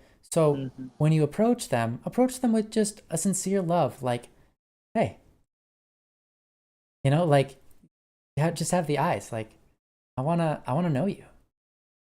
And I think that really, that's a warm welcome to people, just right out the get-go. And it all has to do with, I mean, what you two were saying, just with smiling and having that outward expression. So build in your head first. Don't just go, oh, remind self, smile when I'm listening. Smile. You know, that's not. Then you're just a robot. Yeah, that's not useful. I mean, it's useful, but only so far until everyone kind of figures out, like, this guy, something's not right with him. Yeah. So he has a loose screw. Yeah. Yeah, go on. So I want to address what I see as an elephant in the room, because I lived this way, very cold and analytical. And like Ryan, you were mentioning your brother. That's my exact thought process. You know, everybody else can talk. I have nothing to add. They don't want to hear what I have to say, even if I did have something to say. You know, I think the conversation is complete without me saying something, because, you know, the other people are the ones leading the conversation. And that can be the product of one of two things. That can be you're sincerely disinterested. You just really just don't care. Or your friends, your community, your environment, your people around you just have a completely different energy level than you. Yeah. If you have friends that are basically demanding that you talk more than you feel like you can, or more than you feel like you should, then they're not accepting you for who you are as a quiet person. You know, if your friends are constantly making you feel worried that you are distant, because they're like, hey, why don't you ever say anything? Why don't, like, whenever I talk about this, you always look off to the side and like pretend you're not, or act you're not interested. You know, those are, you know, friends that are forcing you then to engage in whatever they feel like you should engage in. And that's not a very comfortable situation. And it can make you feel guilty because, you know, different people have different paradigms. You know, those people might actually feel offended that you're not talking. But that's their problem. You know, at some level, you know, it's your responsibility also as well to hold down, you know, good interactions with people. But at some level, it's just that people just have different expectations for interactions. And if you sincerely, like, you're sincerely asking us this question, you know, like, you want to know, is there something that you could do better? That's a really good question to ask. But really, it's going to take some self-reflection. Do you need to do better? Are you just an analytical person? Are they just putting unnecessary expectations on you to join in more conversation than you feel comfortable with? That's something for your individual situation. But again, listening and caring are probably, what we've all, I guess, agreed that those are probably the two things that make you more warm and welcoming. Now, if you are sincerely disinterested and you don't really want to appear more warm and welcoming, but it's like they're just trying to force you to do that, that's a completely different matter. And so, Ryan, Haley, what would you say to that potential possibility? But Haley? Obviously, I agree with that. I think you're right. Mm-hmm. Yeah. I mean, obviously, it's important to be, like, true to who you are. Like, you shouldn't have to change yourself for other people, you know? But I do think, like, if it's your friends that are, like, saying that you come off as cold, and distant, the first thing I would probably do is, like, I would probably want to try and communicate with them that, like, it's not that I'm disinterested in the friendship or that I'm not disinterested in them. I'd try to, like, communicate where I'm coming from and then, like, open up that conversation where we can both kind of discuss where we're at. And I think those kinds of conversations can be really good for both sides of the party because they can reveal things to both people about, like, themselves, and, like, it could help you understand where misunderstandings are. Like, maybe you do stuff that you don't realize you do that, like, gives the wrong signal to to your friends, and you would never know that unless you can have that conversation with them. And so that would be, like, the first thing I would probably do if, like, I was receiving, like, pressure from friends to, like, seem more welcoming, is I would be like, I would want to, like, open up that conversation and see exactly where the problem is and, like, why they felt things needed to change. And then the other thing that can do is then that can help you decide, do you really want to, like, change? Because obviously, like, we say, like, you shouldn't have to change who you are. There's good changes, though. We can make good changes as people. Yes, absolutely. And so, like, having a conversation like that can be a good way to help you decide, like, okay, do I feel like this is something that I need to work on as a person and this will make me a better person? Or is it just, like, you feel like you're okay as you are and you're just being pressured to change to be someone who you're not, and that's no longer going to be true to yourself? And so then, if it's the latter, then maybe you need to find friends who understand you better and are not going to try to pressure you to being someone you don't want to be. But, maybe as you have that conversation, you'll find out that you do want to be able to change and be able to come off as more warm and welcoming. Or maybe, you'll have that conversation and you'll realize that you don't actually need to, like, do anything drastic to change. Maybe there's just, like, subtle things that you need to work on that were giving your friends the wrong idea. And then once you have that conversation, first of all, that helps them be more aware of where you're coming from. And so they can know not to take certain things you do personally. But at the same time, it lets you be aware of what things were giving them the wrong idea. And so then you can slowly work on being better and not doing those things. And so then what that does is that allows you to, like, show your friends that you are putting in the effort because you're trying to change so that they, like, you're not giving them the wrong impression, but also they can be patient with you as you're making those changes, because change is not easy and it happens over time. It's not just going to happen instantly. You're not just going to, like, have that conversation and be like, okay, I'm going to be outgoing now, and then everything's great and you're never quiet again.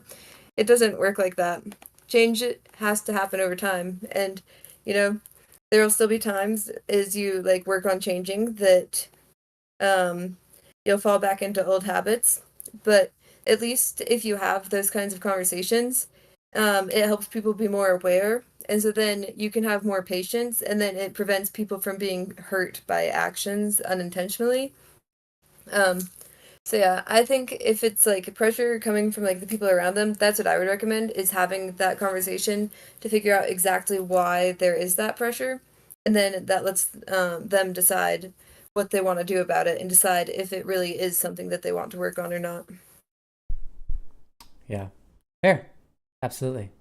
Yeah. I mean, I might question Anon, what led you to this discovery in the first place?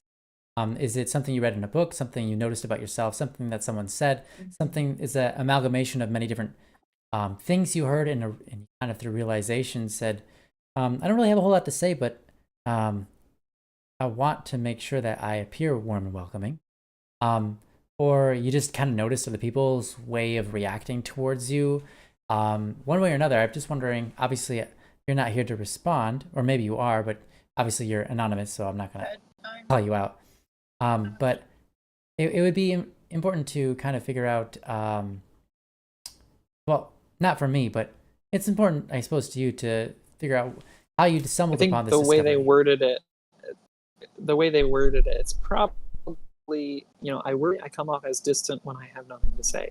Probably just seeing how their friends look at them when they just sit there saying nothing.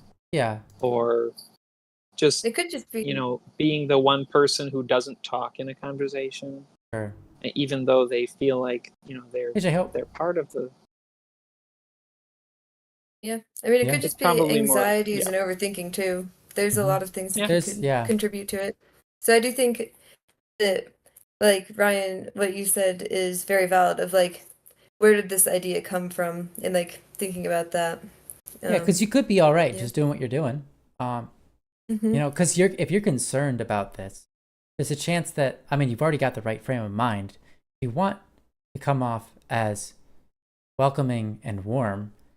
It sounds to me like just out of that desire of wanting to do that, if your heart is in the right place, at least mostly, unless your heart is necessary, I suppose, unless you're just trying to be charismatic for your own gain without, you don't actually want to be... Or put on a mask. Yeah, put on a mask, right. And I don't think that's...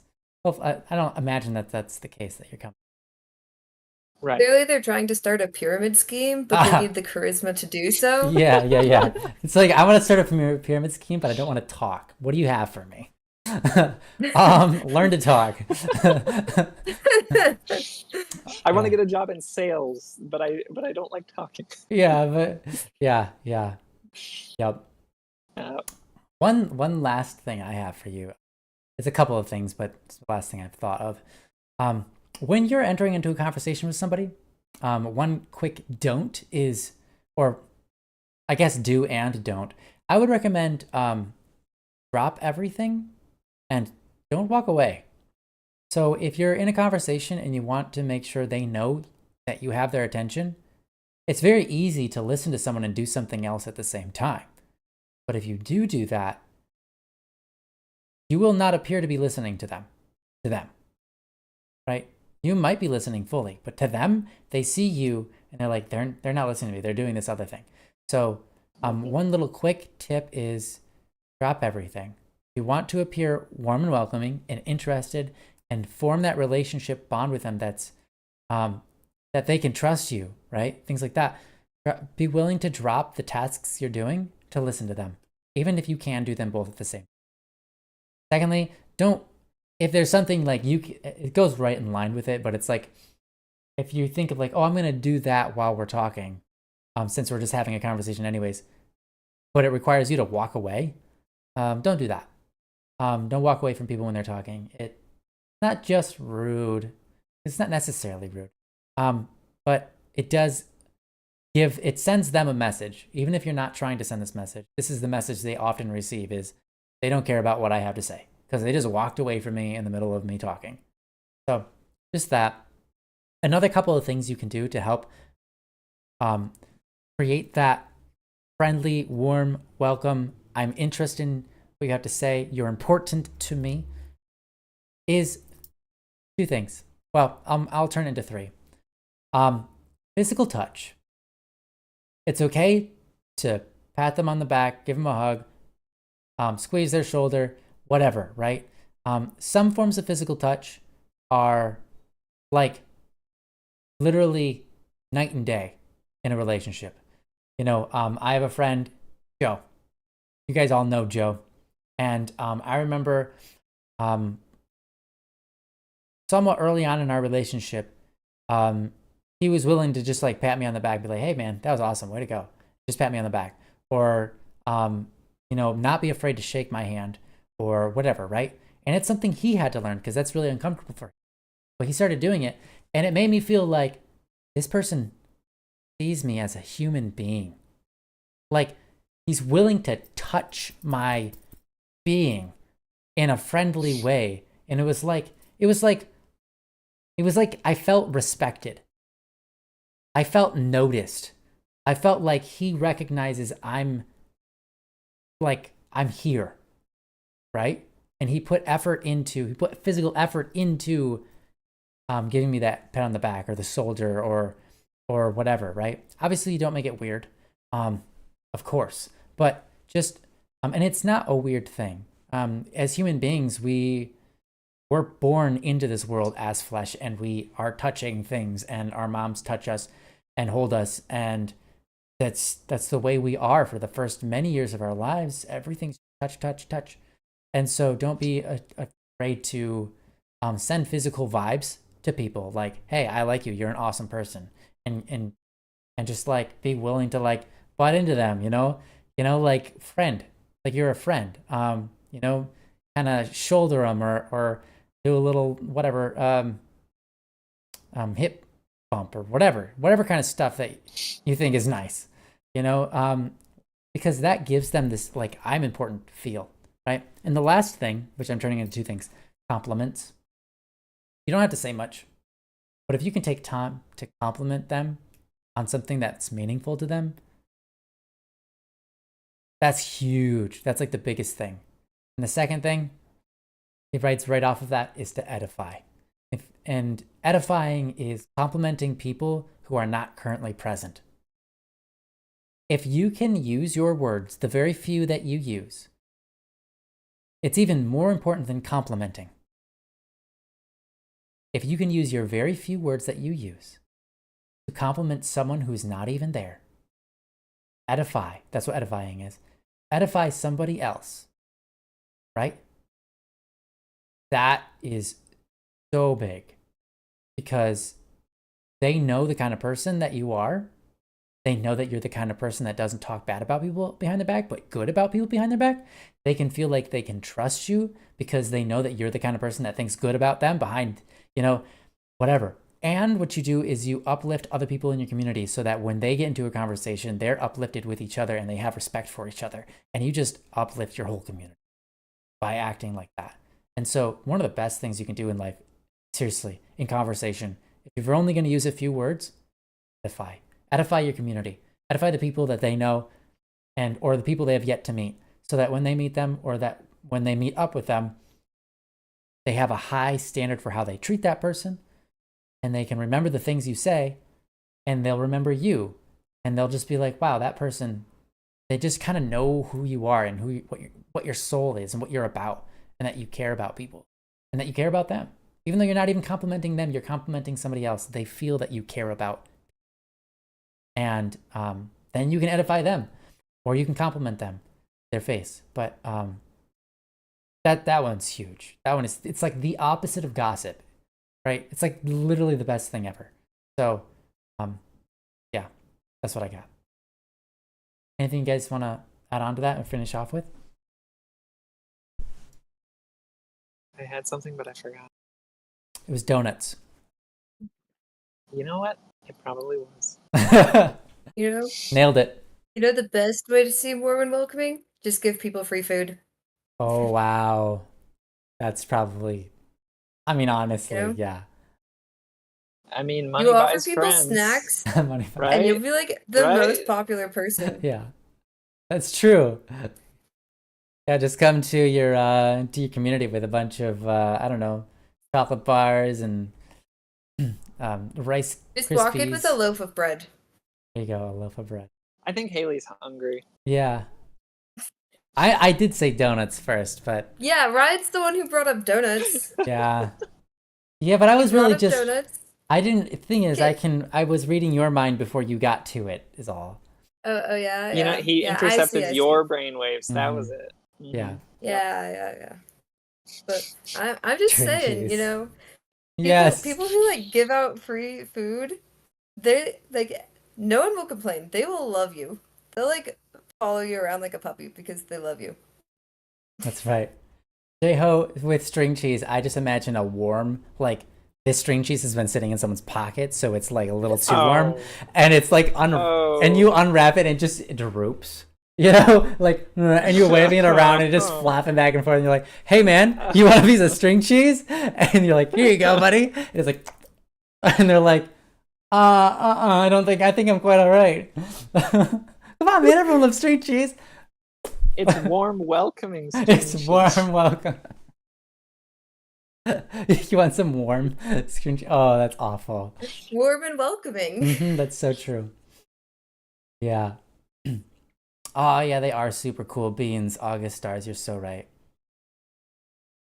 Hey, that includes you. You can't say they. What? He included you in that. You said they.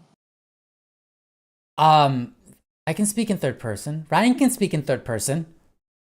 He speaks in third person sometimes. Yeah. Caleb doesn't tell Ryan what to do. Sometimes. Sometimes Caleb does. Sometimes Caleb takes Ryan's autonomy away. Yeah. I'm allowed to be third person. Super weird. Anyways, yeah. We have by the way, thank you, Anonymous, for this topic. I hope we've done it well. Hope we've done it to your satisfaction, and that it's helpful, and that it moves you forward in this journey.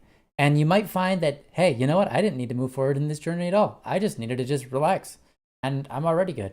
Like whoever was, maybe I put pressure on myself, or someone else was putting pressure on me. You know what? I'm already quite all right. I think you feel like you are a warm and welcoming person, and you just want that to come across more. Very well. Could be true. That's quite possible.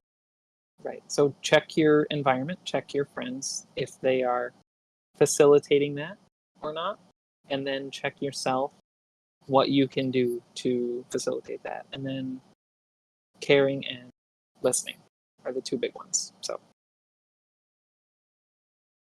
Yeah. Awesome. Yeah. Well, thank you so much, Anonymous. We hope that was helpful, and we love you. No matter who you are, we love you. And that finishes that topic up. Here's the thing, guys. We've got like 15 minutes. Probably isn't enough time to do a topic, at least not justfully. Yeah, I'll invent a word. Justfully. Clearly, it'll be like story time with Ryan for 15 minutes. Yeah, and then you guys won't get to anything to say, and that's not fair.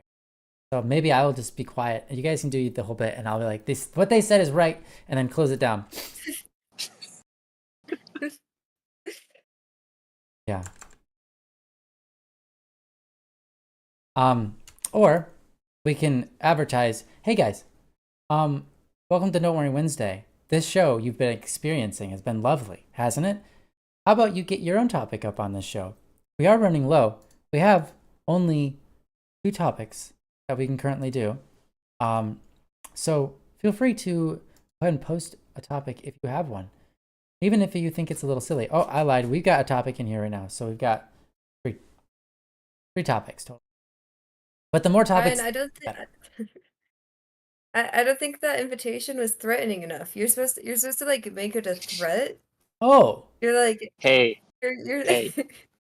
Do you want to worry on Wednesday? We don't like that. We don't like that. We don't like that, do we? We think that you should take your worries, put them in here on don'tworrywednesday.com. And forget about it. That's the website, yes. Yeah, don'tworrywednesday.com. And then come you have here the on right Wednesday. to worry on Wednesday. And you don't bring no worries in here. Sorry, he's good at this. It's not allowed.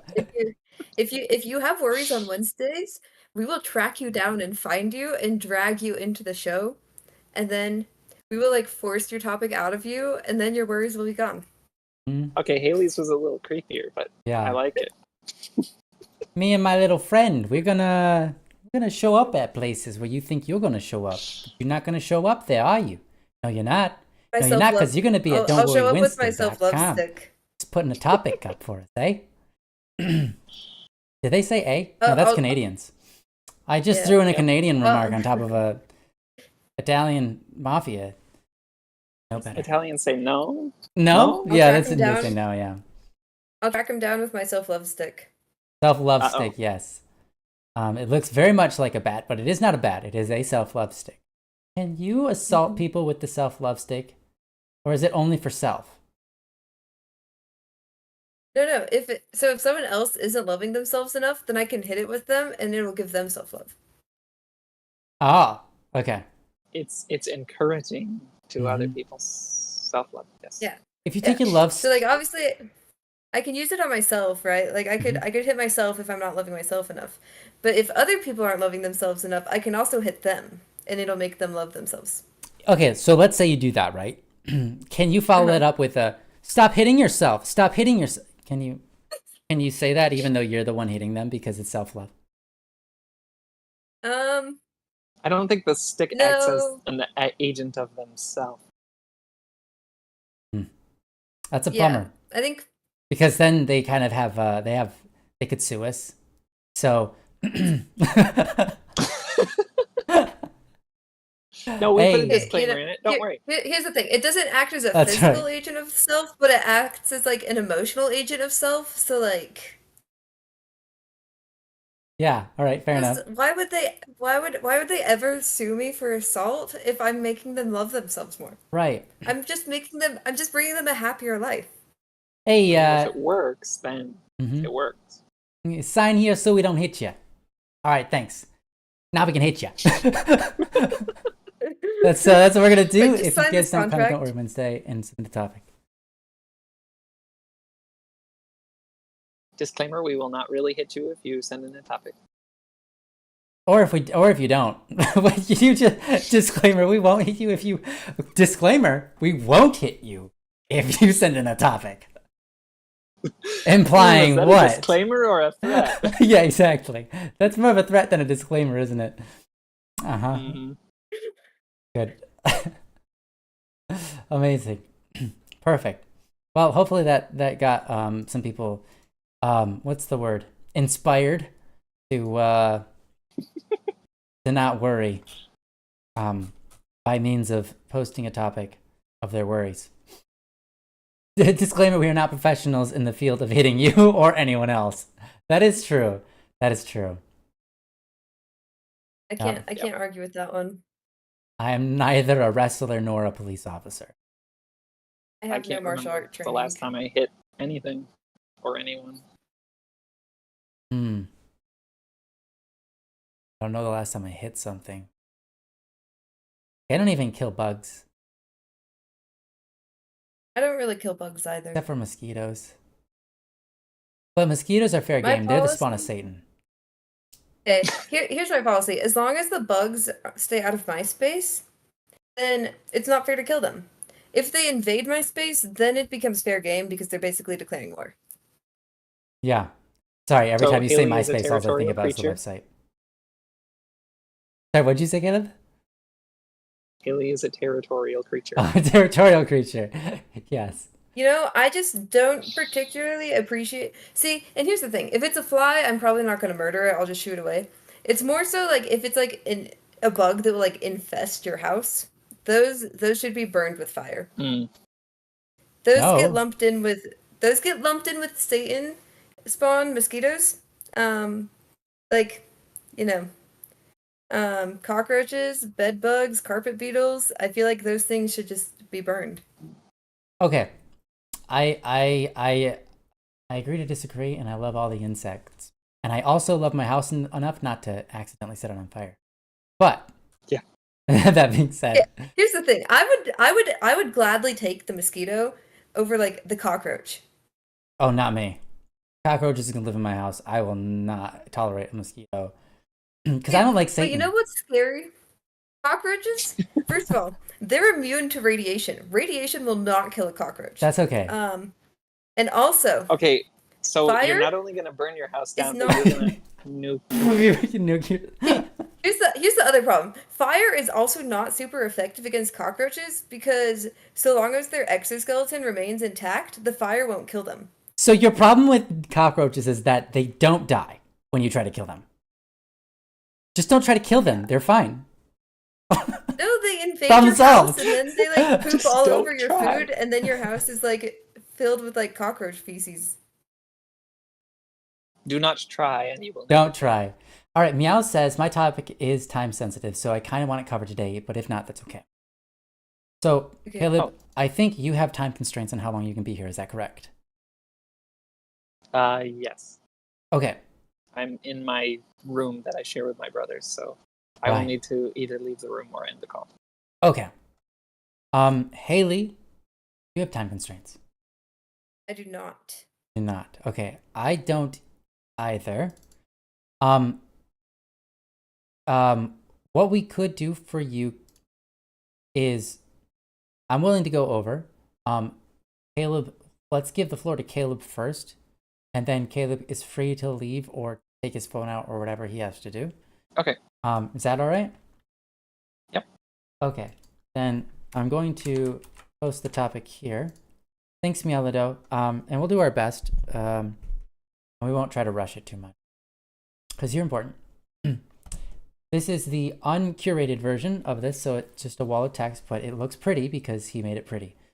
So, you know what? Haley, would you like to read it? Yeah, I would love to read it. Okay, thank you. Mm-hmm. I went to a Cave Town concert on Saturday the 22nd. It was so meowsing. Cave Town is my favorite artist, and that was my first time going to one of his concerts, and kind of my first time going to any concert like that. It was truly a special experience for me. Now that it's over, it feels like I'm looking back at it through a telescope as it gets further and further away, fading from view. I'm so worried about forgetting things about the concert and losing the impact of it. I'm so scared that the special feels and the spark of inspiration and deep meaning and all that stuffs will fly away in the wind. I missed the concert the moment I left. I've been journaling about it and talking about it with my BF and friends on the Cave Club Discord server who went to the concert too. I think I'm having a hard time accepting that the concert is over, that I can't go back. Now all that's left are mementos and memories. I wish I could save every moment and feeling of it, but I can't, and that's hard for me. Maybe holding on so tight keeps me from moving forward, but I don't want to let go. What are your thoughts on this? I hope you are able to understand from what I wrote, at least to the extent that your perspective allows, what I am experiencing. Thanks, Meow. That was beautiful, Meow. Yeah. Got some stuff to say on this, but like promised, Caleb, I also do. Mm-hmm. You have the floor. Okay, so Caleb, take it away. All right.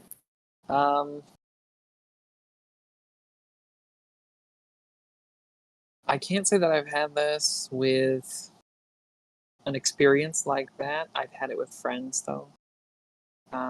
Just times in friendships where it's like, it's really meaningful, it's really deep, it's really special. And then one thing or another happens and that fades away. And it hurts a lot.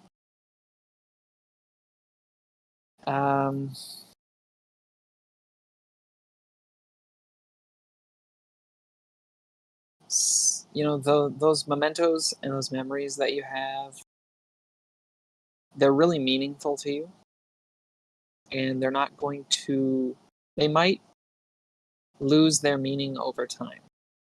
I mean, and I don't mean, I should explain the other half of it first. They're not going to disappear. All the meaningful parts of them are going to stay with you. And even if they're just in you, even if you can never relive them, that is something that we just have to accept as humans. We live in the dimension of time. We go only forward, We can't go backwards. We can do our best to, obviously you can go see a band again, right? You can go to a different concert, whatever. But reliving those special moments is not something that you can do. And, you know, your first time doing something or your special period of time doing something, it's not something that you can relive. And I think a good deal of acceptance is necessary. Just to be able to say, you know, this was a good thing. I will never be able to relive it again, but it was a good thing. I have memories. That's all I can have. I have souvenirs, maybe. That's a little bit more than memories, and they can stimulate more memories in the future. Memories that you think that you've forgotten. You go back and you look in your souvenirs box or whatever, and you see, and you're like, oh wow, I remember some more stuff about this. Then, you know, so souvenirs are always good, mementos, you know. But it's important to see that each positive time, you know, especially something that you think is this positive and this good, it's just a brick in the building that is your personality, your experiences in your life. It's just one brick in that big building. And you're going to build more and more over time. That brick is going to be lost somewhere down in the first, second, third floor, whatever, and your building is going to be really tall. Without that brick, you know, your building wouldn't be so tall. You know, these bricks build up over time. So just think of it as it's a part of your life. It's not all of your life. You know, and if it could help you in the moment, if it could help you develop further, if it could help you, you know, just have a good time, that is a net positive. But just, I would say, the value of it, and what I was saying earlier, the value of it is going to disappear or something like that, because it's going to be outweighed by other things. You know, eventually, what your total whole building isn't just going to be one brick. You know, it's going to be a combination of everything that you've lived through, everything that you experience, and everything that developed you as a person. So just think of it as, you know, you can always look back on it with a smile on your face, and that's great, but it's not all of your life. It's just not. And so acceptance is pretty necessary. I'll leave that to you guys for a sec. Thank you, Caleb. Yeah, well said. Absolutely. Agreed. And yeah, that was perfectly said. Billy, what do you have to say? Yeah. I was gonna say, I feel like I can probably relate to this topic really well because, you know, on Friday the 21st, I went to a concert and it was for a K-pop group, and it was just like my first concert in general, so also my first concert for that group. And so, you know, I feel like I can relate pretty well to like you've just gone to like one of your favorite artists and seen them in concert, and now the concert's over. And I feel like I know at least for me, like leading up to the concert, I was like hyping myself up for the concert, and it was just something that I had that I was like looking forward to and always so excited for. It was like, I'm gonna go see them, it's gonna be great. And then it just happened so fast, and like it's amazing, obviously. Like I wouldn't get rid of that experience ever, and I would definitely say it was worth it, but like it's over, and all of a sudden, you know, this thing that you've been so excited for is like over. And so then in some ways it almost like leaves a feeling of emptiness because you're like, what am I supposed to like look forward to now? Like I just watched my favorite artist perform, but now they're just gone, and like they're just gone. And you know, part of you wants to like go follow them. You could be like, oh well, they'll have more concerts, let's like go to their other concerts, but obviously that's not logical or feasible financially most of the time. And so like Yeah. I definitely can understand where you're coming from with like having a hard time that the concert's over and that you can't go back and like only having the like mementos and memories. But you know, one thing I've been telling myself first of all is like as more time passes between the concert and like now and like as I go back to my normal daily routine, it'll like help even out because right now you're probably still like on the like emotional roller coaster that going to a concert for a group that you really admire will put you on because you have like the like moment of disbelief of like I'm gonna go to the concert and then it's like real and you're like super excited and then it's over and you're just like sad that it's over. So there's like a roller coaster that you're going on and then you're like, well now what? But I think as life normalizes out, then it'll help stabilize the emotions as well and like you'll get a sense of normalcy again and then it'll feel like less like there's something missing and like it'll like I think some of that fear of it like disappearing will go away and like the memories that we have and that we cherish we can keep those memories with us um like I know that it's like hard knowing like in the future things might change but like at least as of now you can still like they're still one of your favorite artists and you still have those memories and mementos and feelings that you can like look back on and so at least for the moment you can still cherish those and in the future maybe it won't maybe they won't be your favorite artist anymore and it won't matter as much or maybe you'll still love them and you'll still have those memories to cherish like you know it could just become one brick, as Caleb was saying, or it might become one really extremely important brick. It could be one of the It could be a part of the foundation of your house. Which foundations are important. You don't have a strong foundation, and things crumble. But like, ultimately, I think it's okay to like want to cherish those memories, and it's okay to like want to remember those feelings. There's nothing wrong with that. But it is obviously important to like do so within reason. Like you can't just like give up on all other things in your life to try and like chase those feelings. So I think just like keeping them with you, you know, sharing them like you said you've been like talking with your friends about it, that's perfectly okay. I've been sharing things about my concert with friends and family too. And like that's okay to do. There's nothing wrong with it. Um but it's important to like not let that be the only thing like left in your life. Like it is important to find your new sense of like normalcy and like fall back into a rhythm.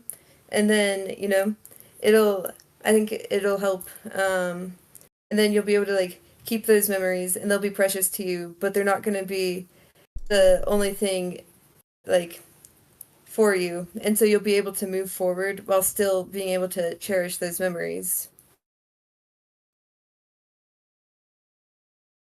Yeah. That it? Yeah, I'm trying to think of what else to say. So if you want, you can take over for the moment. Sure. Caleb wants to say goodnight, probably. Mm-hmm.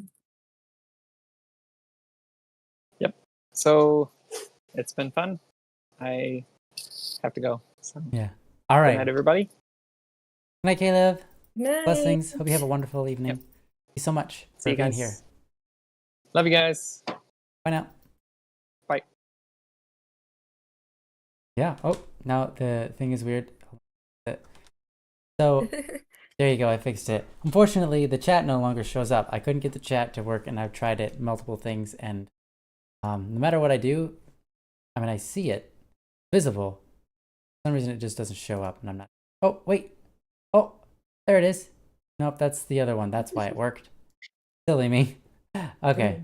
Yeah, I don't know why it's not working, why it's not appearing, but oh, I suppose I could do this. Hold on. It's not going to look right, but it'll work. Okay, there we go. Hey, that's good enough. I'm happy with this.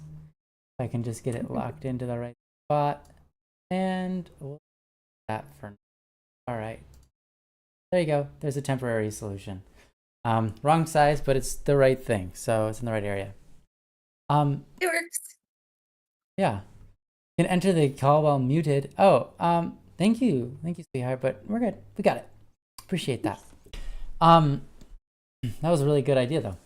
So, Meowlido. Oh, by the way, did you have anything else you wanted to add? Did you think of anything else? Yeah, well, I was gonna say, Meowlido says they think part of it is they're trying to find some deep meaning in it, like a spark to inspire me moving forward, but it's hard to find.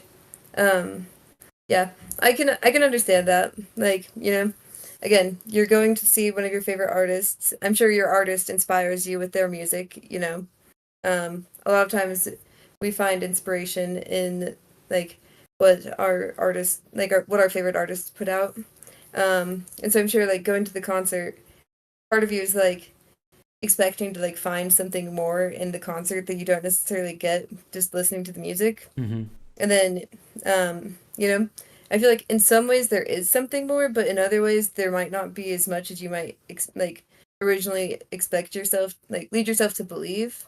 But like, I think honestly, if you can find a deeper meaning in it and use that to move forward, great. Maybe the concert was just like such a great experience that you want to be able to go to more in the future, and you can use that as like a goal. Like, okay, well, I want to go to more in the future, but that requires funds. And so, you can use that as like a goal to like work hard and get the funds to go to more concerts in the future. Or, maybe there's not going to be a deeper meaning, and you just have to come to terms with the fact that it's just going to be a fun experience that you can cherish and value, but that isn't necessarily going to be some life-changing experience. And I think either way is okay. It's just a matter of being able to come to terms with whatever the answer is that you can find. Obviously, that can be easier said than done. It can be really hard to come to terms with things, especially if what we're trying to come to terms with doesn't match our expectations. But it can be an important thing to do nonetheless, especially to help ourselves move forward. It's really easy to hold ourselves back trying to like look for what ifs or like trying to find things that aren't there.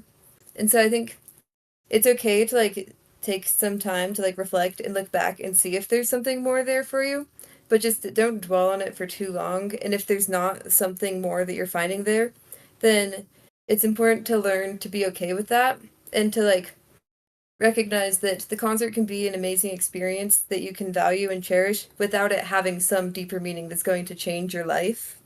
And coming to terms with that will also, I think, help you move forward. And so I think it's okay, especially like where the concert was still like only just a few days ago. It's okay to still be taking time right now to like reflect on your experience and decide if there was some deeper meaning for yourself. And you know what? If you find one, then that's fantastic. And then you can use that and it'll inspire you. And then, you can use that to move forward. And if after like your period of reflection you still haven't found anything, then you can be like, okay, you know what, this concert isn't gonna like have some deeper meaning. It's not like gonna be changing my entire life. I'm not gonna be like a way better person from it or anything, but it was still a fun, enjoyable experience, and I loved that. And you can cherish that and move forward knowing that it's a good memory for yourself. And you know what, again, maybe the only thing you'll find is just that you want to go to more concerts, and that's an okay meaning as well, And so I think it's okay to take time to reflect. I'm a sucker for reflection. I love self-reflection and reflecting on experiences and like who I am and what I'm feeling and what I'm thinking. I think there's a lot of value in self-reflection, and it can help us learn a lot and also offer us guidance for where to go in the future. So, I think it's okay to take time right now to reflect on your experience and decide what you want to do with that experience and decide how impactful it's going to be, Is it just it's okay if it's just a really fun memory for you, That can be an impactful thing too. It doesn't have to have a deeper meaning, but it's okay if it does as well. I think really it's up to the individual. Everyone experiences things differently. And so, Some people might go and it'll like be absolutely life-changing. They'll find some really deep meaning for themselves. And other people might not feel that same way, you know? Even if they're told like the deeper meaning other people found, that doesn't necessarily mean they're going to find that meaning applies to them as well. So like it's really just an individual thing, and that's why it's so important to be able to reflect and learn more like from inside yourself so that you can decide what it is for you. Yeah, yeah, well said. I mean, I don't think I have to say too much more. I mean, that was all really well said. I don't think I don't worry too much, Mialado, that you're gonna take it too far and become obsessive, and be unable to live your life. You're a fairly reasonable person. I don't expect that, but I think to show concern there and to talk on that as Haley has, I think it's appropriate and good. To recognize moving forward is really important, and I also agree. There are many experiences in my life where taking a couple hours just to meditate on the experience, pull something valuable out of it, has been very fruitful. I have said a number of times, for me, a lot of movies or animes are not worth watching unless at the end of it, they have me walking away thinking about what just happened and how do I reconcile that in the real world, and like what do I take away from this experience I just had. Questioning maybe morals, or questioning the way I look at life, or just questioning relationships, or questioning whatever it is, right? Questioning something deeper. So I really do understand, Mialado, that sensation of like wanting something even more out of it. And I think maybe that's sort of the pitfall here, is wanting more out of it than it's already given you. I mean, it already has given you such greatness. Maybe you don't need any more. Maybe you need to be satisfied with what you have. Maybe searching for more is developing a bad habit of wanting more than what's already the best. It's like, what, will nothing satisfy you? Well, I mean, as St. Augustine has said, nothing will truly satisfy us until we rest with God. But and so I respect that phrase and agree with it. In life,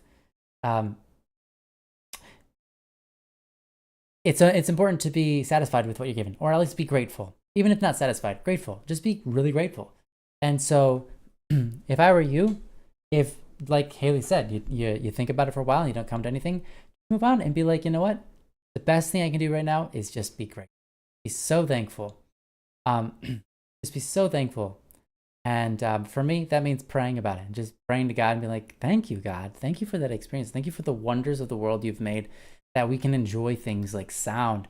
And thank you for these people in my life, the people I got to enjoy it with, the people that performed. Thank you for the creativity that you've given us the ability to create, etc., etc., etc., right?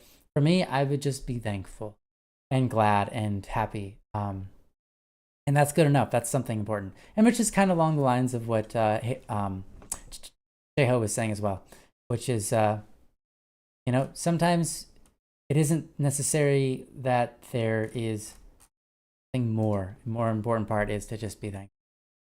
And thank you, Zell. I love you. You're so good to me. So I'm not too worried about you. I'm not worried about you, Mialado. I think that you kind of know all this, and it's okay to want more. I get it, especially when you're given like the best of the best. Of course, you're gonna want more. You're gonna want more from it, right? It's like, duh. It's like when you eat like a bite of really, really tasty food. You're like, I'm digging into this. This is so good, right? And you eat more and more of it. Of course, you do eat more and more of it. It tastes great. At some point, you get to a point with it where you're like, it just kind of tastes the same now, because I've been eating the same thing for the last 20 minutes. Or you get to a point where you're like, okay, I'm too full, and now it's backlash, and I can't hold all this, and I feel bad, feel sick, or whatever, or I'm getting fat, or whatever it is. So it's important to just appreciate it, right? And I think it's great that you've taken pictures. It's great, because now at times in your life you can open those and find those pictures and reminisce, and that's a beautiful thing. And also you have people you can talk to about it and reminisce about. You said You said quite a lot here. You said, okay, thank you, Haley. Something worth noting, I think, which I will likely make another topic for. I have a habit of deciding things are deeply meaningful to me before I experience them. And then it feels like I have to feel that meaning. But sometimes I get depressed and other things instead. And I'm searching for something that doesn't exist. Or perhaps comes to me when I'm not searching for it. Very understandable. And I think here's an important thing. It can feel good when you have a realization, right? Moments of realizations are like super impactful, intense feeling. Okay? But the feeling isn't the nugget you're trying to get, is it? We don't search for deep meaning in order to have a good feeling so that we don't feel depressed. We search for deep meaning so that we don't have to be depressed, so that we don't have to have feelings that override our depression, right? Our deep meanings are hopefully those things which train our subconscious so that our subconscious doesn't lead us into depression, right? Those are the kinds of things, you know, if we look for the feelings, right? Which it seemed to me you were kind of saying, you said, then it feels like I have to feel that meaning, right? You're putting the cart before the horse, because a feeling is just a result of something. It isn't reality. A feeling can be anything. You know, one person can call two different people stupid, and one person takes it one way, one person feels another. So, and you know that, of course. I don't have to tell this. And I think what you're saying here is you're recognizing that this is an issue and it's not the right way of looking at things. And I agree. It's not completely wrong, but I think when we get our expectations up for something, a lot of times we get let down. And that's not a bad thing. I want to tell you I want to impart on you one of the most helpful things I've ever learned. If you have an expectation for something and something doesn't live up to that expectation, right? It doesn't mean it's bad to have expectations. Expectations are good. Why? Because hope is an expectation. Hope is a beautiful thing. It's what compels us forward. Being inspired is an expectation. When you're inspired, that coincides with an expectation. It's good to be inspired. It's good to put your effort forward into something because you expect something out of it, right? Expectations are great. There's nothing wrong with expectations. If you're let down when the expectation happens, it's not the fault of having expectations. It's not bad to have expectations. Expectations are a good thing. What's the problem? It's your endurance. It's your, how did I take it when I was let down? If I take it badly when I'm let down, I need to work on how I take things, not whether I should be hopeful. Of course, I'll always be hopeful. That's a huge drive. If you can be hopeful and thankful, that counteracts so much pain. That is like similar to depression, right? So it's okay to look at something and go, oh, I expect to find an even deeper meaning in this. And then search and you search and you search and you find nothing. It's okay to do that. Don't feel down when you don't find it. Just be like, oh, okay. Well, I guess I was wrong. Oh, well. Didn't find anything, but I'm still thankful for the experience. Still thankful that I had time to think about it and reminisce. That was still enjoyable. But yeah, I just didn't find it there. It must be somewhere else. I'll keep looking. I'll keep living my life. And maybe someday, as Caleb and Haley said, maybe someday along this road, you'll find a piece that happens to connect with the journey you just had. And when those two pieces combine, you'll be like, whoa, oh my gosh, that's amazing. Those two, I could have never solved that puzzle without having this recent experience. But now that this recent experience happened, I can make light out of that other experience I had a long time ago. And this is a masterpiece. This is cool. I just had a huge realization. It feels good, right? Awesome. So chances are, if you're looking for something deep in it, there is something deep. You have to search further, or maybe you just need more experience. And so don't just give up hope. Be thankful for whatever you experience and go and be open to hope. I think that's the best way to do it. be open to great things happening. Be open to it. Just because it didn't happen now doesn't mean, oh, I guess it'll never happen. Or I'm shutting that down because it didn't feel good when I got my expectations let down, right? I know you know better than that. I mean, you know all of that. I mean, the reason I know you know is because you've been on Don't Worry Wednesday, and I repeat myself. But anyways, my point is, yeah, it's all right. It's okay to search for something deeper.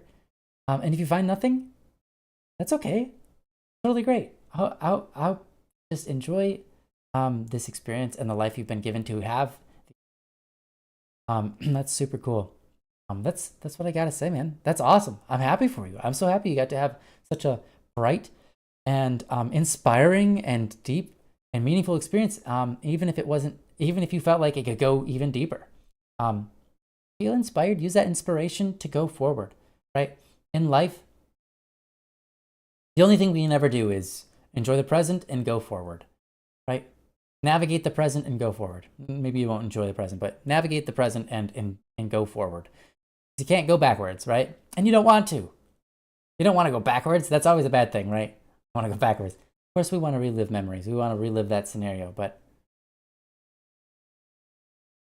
no, you don't.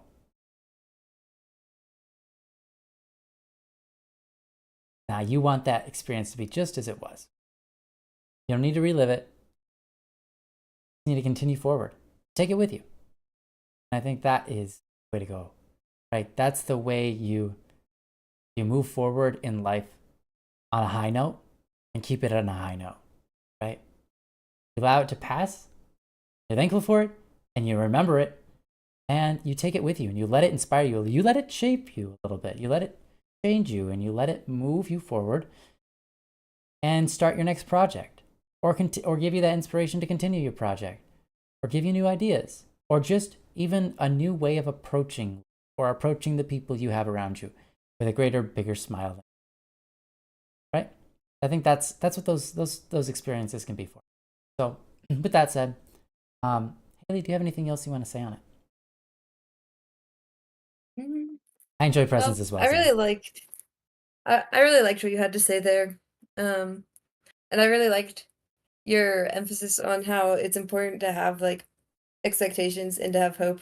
I mean, life would not be fun without hope or expectations, you know? I don't think I want to live in a world without hope. Yeah. Oh, that doesn't sound very fun. That's the worst world possible. Yeah. That's like nightmare stuff right there, you know? Yeah. And like, throw me out of a plane, I can do that. Put me in a cage with sharks, I can do that. Put me in a world without hope, I'd crumble. But like, so I really liked your encouragement to have those expectations, because I do think that is true. Like, even if you're not able to find the meaning right now, you know, I liked how you mentioned like maybe they'll find meaning later on in life, because that's true, you know. Things come out of nowhere, you know. Sometimes you'll just like have random flashbacks to something that happened several years ago and you're like, where did that come from? And then sometimes the stars just align. And so I really liked what you said there, where how it might not seem meaningful now, but it might in the future. And so there's always hope for that. I'm trying to think. There's another point I was going to bring up, and I'm trying to remember what it was. But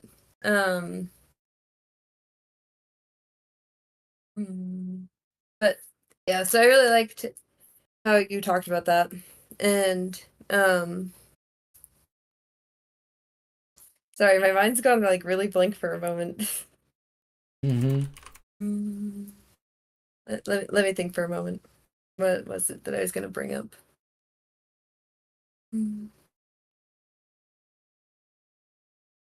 I can't remember what point I was going to make, but I do think being able to like start putting names to the emotions can also help. Because when the emotions remain like without any names or words to describe them, then they just kind of like swirl inside you and you're not sure how to deal with them. But I think once you're able to like process the emotions, it helps too.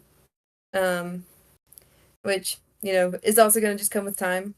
I think really time is going to help a lot here, you know? Like, it'll help you, you know, start finding those meanings that you're looking for, whether it's like in a week or in 10 years, you know, who knows? Not me. Not you.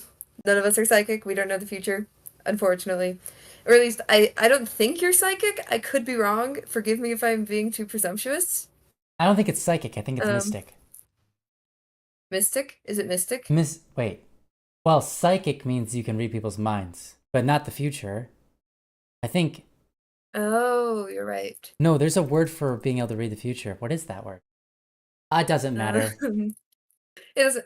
Doesn't matter. Regardless, I apologize if you actually are able to see the future. Prophet, yeah. Well. Prophet. Yeah, my bad. But you know, I apologize if you're a prophet. I didn't know, Ryan. If you're a prophet, yeah, I'm sorry. I apologize. I'm not a prophet enough to know that you were a prophet. So my apologies. Clairvoyant. I think clairvoyant is the right word. Yeah. But like, with time, I think you'll be able to start processing these emotions more. Right now, I think the emotions are probably still like really strong, and sometimes the stronger the emotions, the harder it is to describe them and explain them because they're just like there and they're just so strong that it feels like nothing could ever like be enough to describe them. But then as time goes by, I think we start to learn like figure out how to process those emotions. And so I think that'll help you a lot with like time being able to process them. And then again, I think with time, you'll be able to like right now, I feel like things are probably still emotionally driven because, it's really easy to have like be driven by emotions in life. And especially after experiencing something like that, I feel like emotions tend to take over.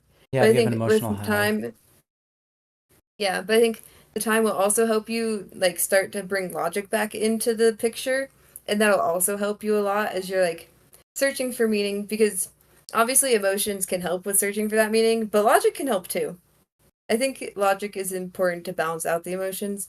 Then also as you're like learning how to move forward, I think the logic can also help because it can help balance some of those emotions and make processing them easier because then it's no longer just this emotional high with these like waves of emotion that are like just overwhelming you because as the logic comes in, it's able to start being like, okay, what is it that we're actually feeling, and then you're able to like start thinking through it better and process it better. So I think giving it time will help a lot. Yeah. Yeah. Agreed. One last thing, talked on a little bit, but there's this something called an emotional high, and usually we get this emotional high out of an experience like a love for someone, like a romantic interest, right? And we call that the in love feeling, right? The emotional high. But we can have that emotional high over almost anything in life. Something we're proud of that we did or something we experienced. And this emotional high is so intense that it can cause us to be obsessive, right?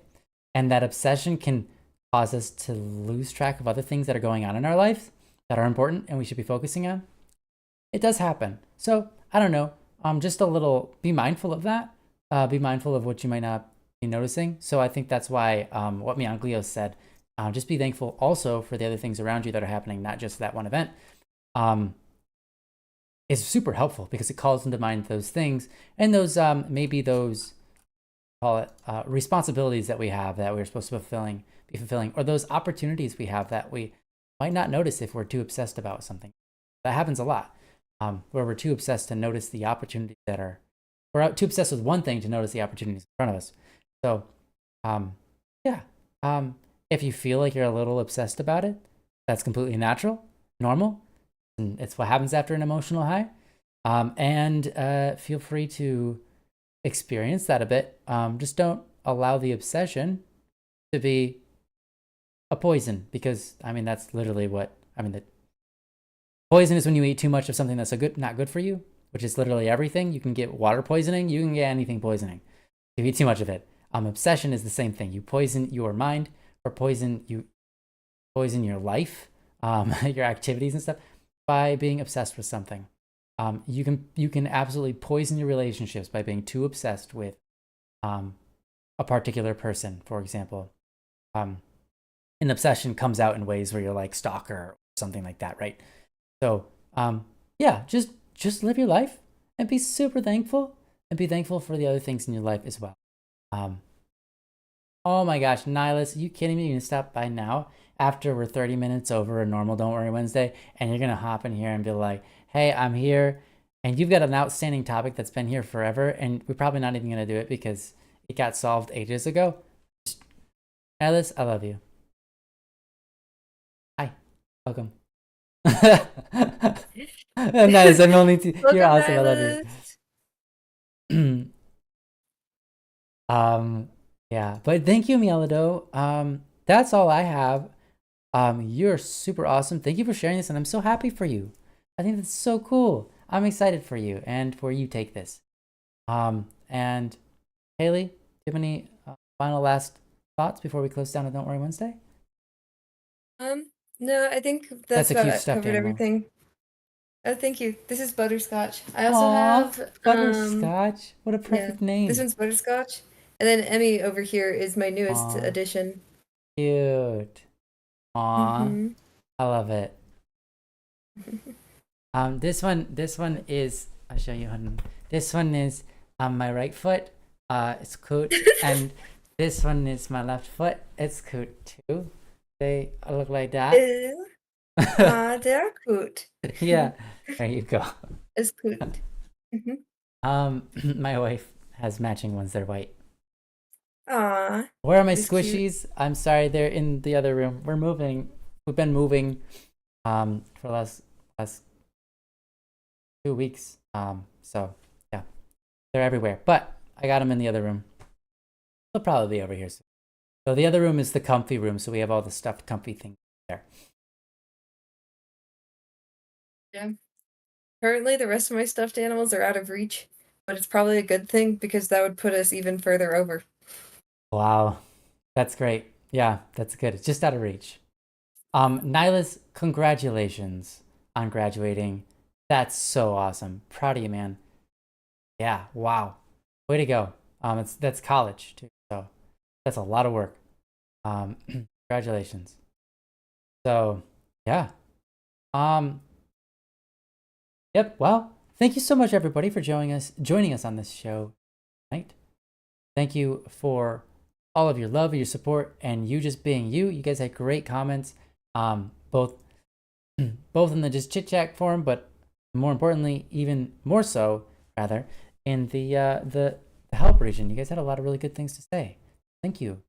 Thank you for helping out, and we hope, Mielado, that this has been helpful for your topic, and we hope that it has been encouraging. And yeah, we love all you guys. You guys are so cool. And we will see you next Wednesday. Thank you as well, Haley, for being on the show tonight with us. Get you and all your wisdom and your happy attitude. Thank you. Thanks for having me. I always love being on here. Sorry for the last couple of weeks. I know it's been a little hectic, but it's okay. We'll make it through. We made it through. Yeah. Good night, everybody. Sleep well. Have a great night. Night, everyone. See you next week. Bye. Peace.